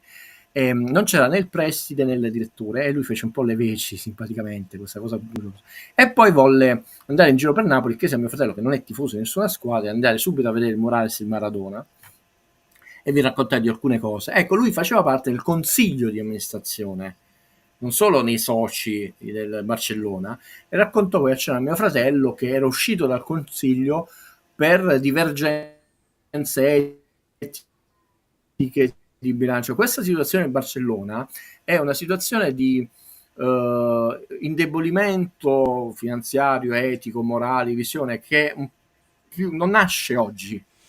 Ovviamente poi nelle trasmissioni luoghi comuni, come si chiama, non nasce 10 anni fa, però si sta trascinando ed è una situazione molto delicata, perché tra l'altro subito dopo il Real Madrid il Barcellona è una società indebitatissima, ricordiamoci che ha dovuto, diciamo, non rinnovare a Messi alcuni giocatori proprio perché non aveva situazioni dei Mar ancora sono in causa, non pagate, una situazione molto complessa, e dove loro hanno questo investimento dello stadio enorme, ulteriori debiti, è una situazione molto complessa, quindi non è solo il fatto di questi giocatori, mercato bloccato, se tu ti dimetti come successe per i revisori dei conti della Juve, fu un brutto segnale, prima che Elkan John azzerasse il CDA della Juve, ricordate? Il cattivo segnale fu come tu che sei revisore conti prendi, ecco, se nel tuo consiglio di amministrazione dei seri professionisti prendono le distanze e se ne vanno perché incominciano a vedere le cose non chiare, Houston abbiamo un problema. Welcome to the community. Mario Ugolini, benvenuto. Quindi è una situazione che dovremmo, innanzitutto, io non sono così esperto, io so tu hai amicizie di alto livello, invitare qualche collega spagnolo oppure esperto di spagnolo. Potremmo fare una puntata dedicata, però è molto complessa, ma non nasce oggi. Il problema è sempre quello, la chiudo, come il famoso detto americano, che se uno ha un debito di $1 milione con una banca è un problema, se ne ha 100 la banca è un problema. E come fai a essere tanto severo con Real Madrid e Barcellona? Non è facilissimo per le leghe, come è stato per noi la Juve. Cioè, ricordate che a tutt'oggi nessuno ha mai messo all'ordine del giorno, Gravina e chi l'ha preceduto, il fatto che la Juve espone 38 scudetti ovunque, stadio, eccetera. Che è una cosa che non vedi neanche nella lega di serie Z della pelota, di un gioco che non esiste, che mi potrei inventare, eccetera.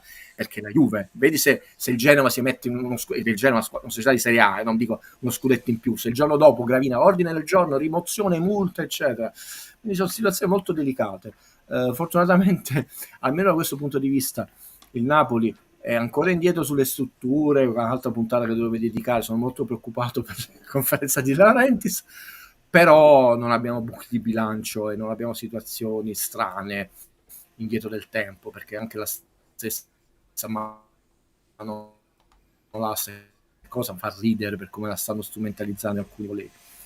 Non sarò stato, diciamo, esaustivo, ma non lo puoi essere in pochi minuti. È un gran buco di soldi. Ricordiamo che il padre di Neymar, stipendi pagati in parte, cose, cioè il Barcellona ha un po' tradito poi il suo motto, più di un club, non è stato tutto cristallino, e questo è molto triste, perché finché lo vedevi al centro del potere, che è sempre stato Real Madrid,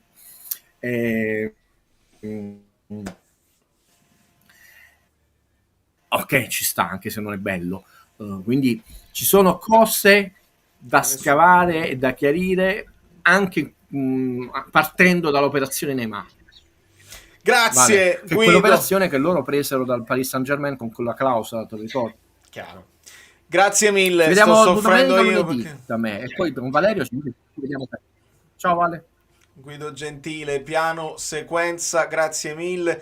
Colpa mia, probabilmente oggi ho aggiunto troppe cose, stiamo in lag, e quindi un grande ringraziamento a tutti quelli che hanno avuto la pazienza di seguirci fino alla fine. Ok, benissimo, potete supportare il canale, non ha importanza. Vi abbraccio e vi... No, questo è sempre Guido, invece no, vedi, possiamo togliere da qua, salutiamo. Perché sono esperimenti che vanno fatti. Volevo chiudere prima della sigla nel ringraziare tutti. Tifoso Viola, abbonato e oggi allo stadio, al di là delle sfottò, tifo per voi, per il campionato, grande squadra la vostra. Mario, allora sono contentissimo che tu sia qui, sono contento di chiudere con questo messaggio. Se ti va di continuare a seguirci, noi parliamo pure non solo del Napoli, ovviamente del Napoli siamo più ferrati, però parliamo un po' di tutte le squadre, e i complimenti vanno alla Fiorentina, una squadra seria che ha fatto una partita seria con un allenatore che a me piace molto. E chiudo onestamente dedicando tutta la live, come se avesse un valore, un senso, ma insomma il nostro pensiero in questa giornata va e resta per Daniele.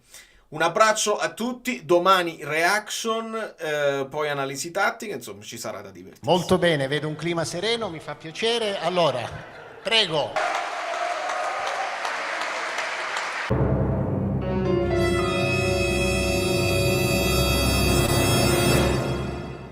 Guido dov'è? Sei lì. Prego Guido, comincia le danze. Vai. Allora, abbiamo finito, grazie e buona serata a tutti. Andiamo. No, vogliamo...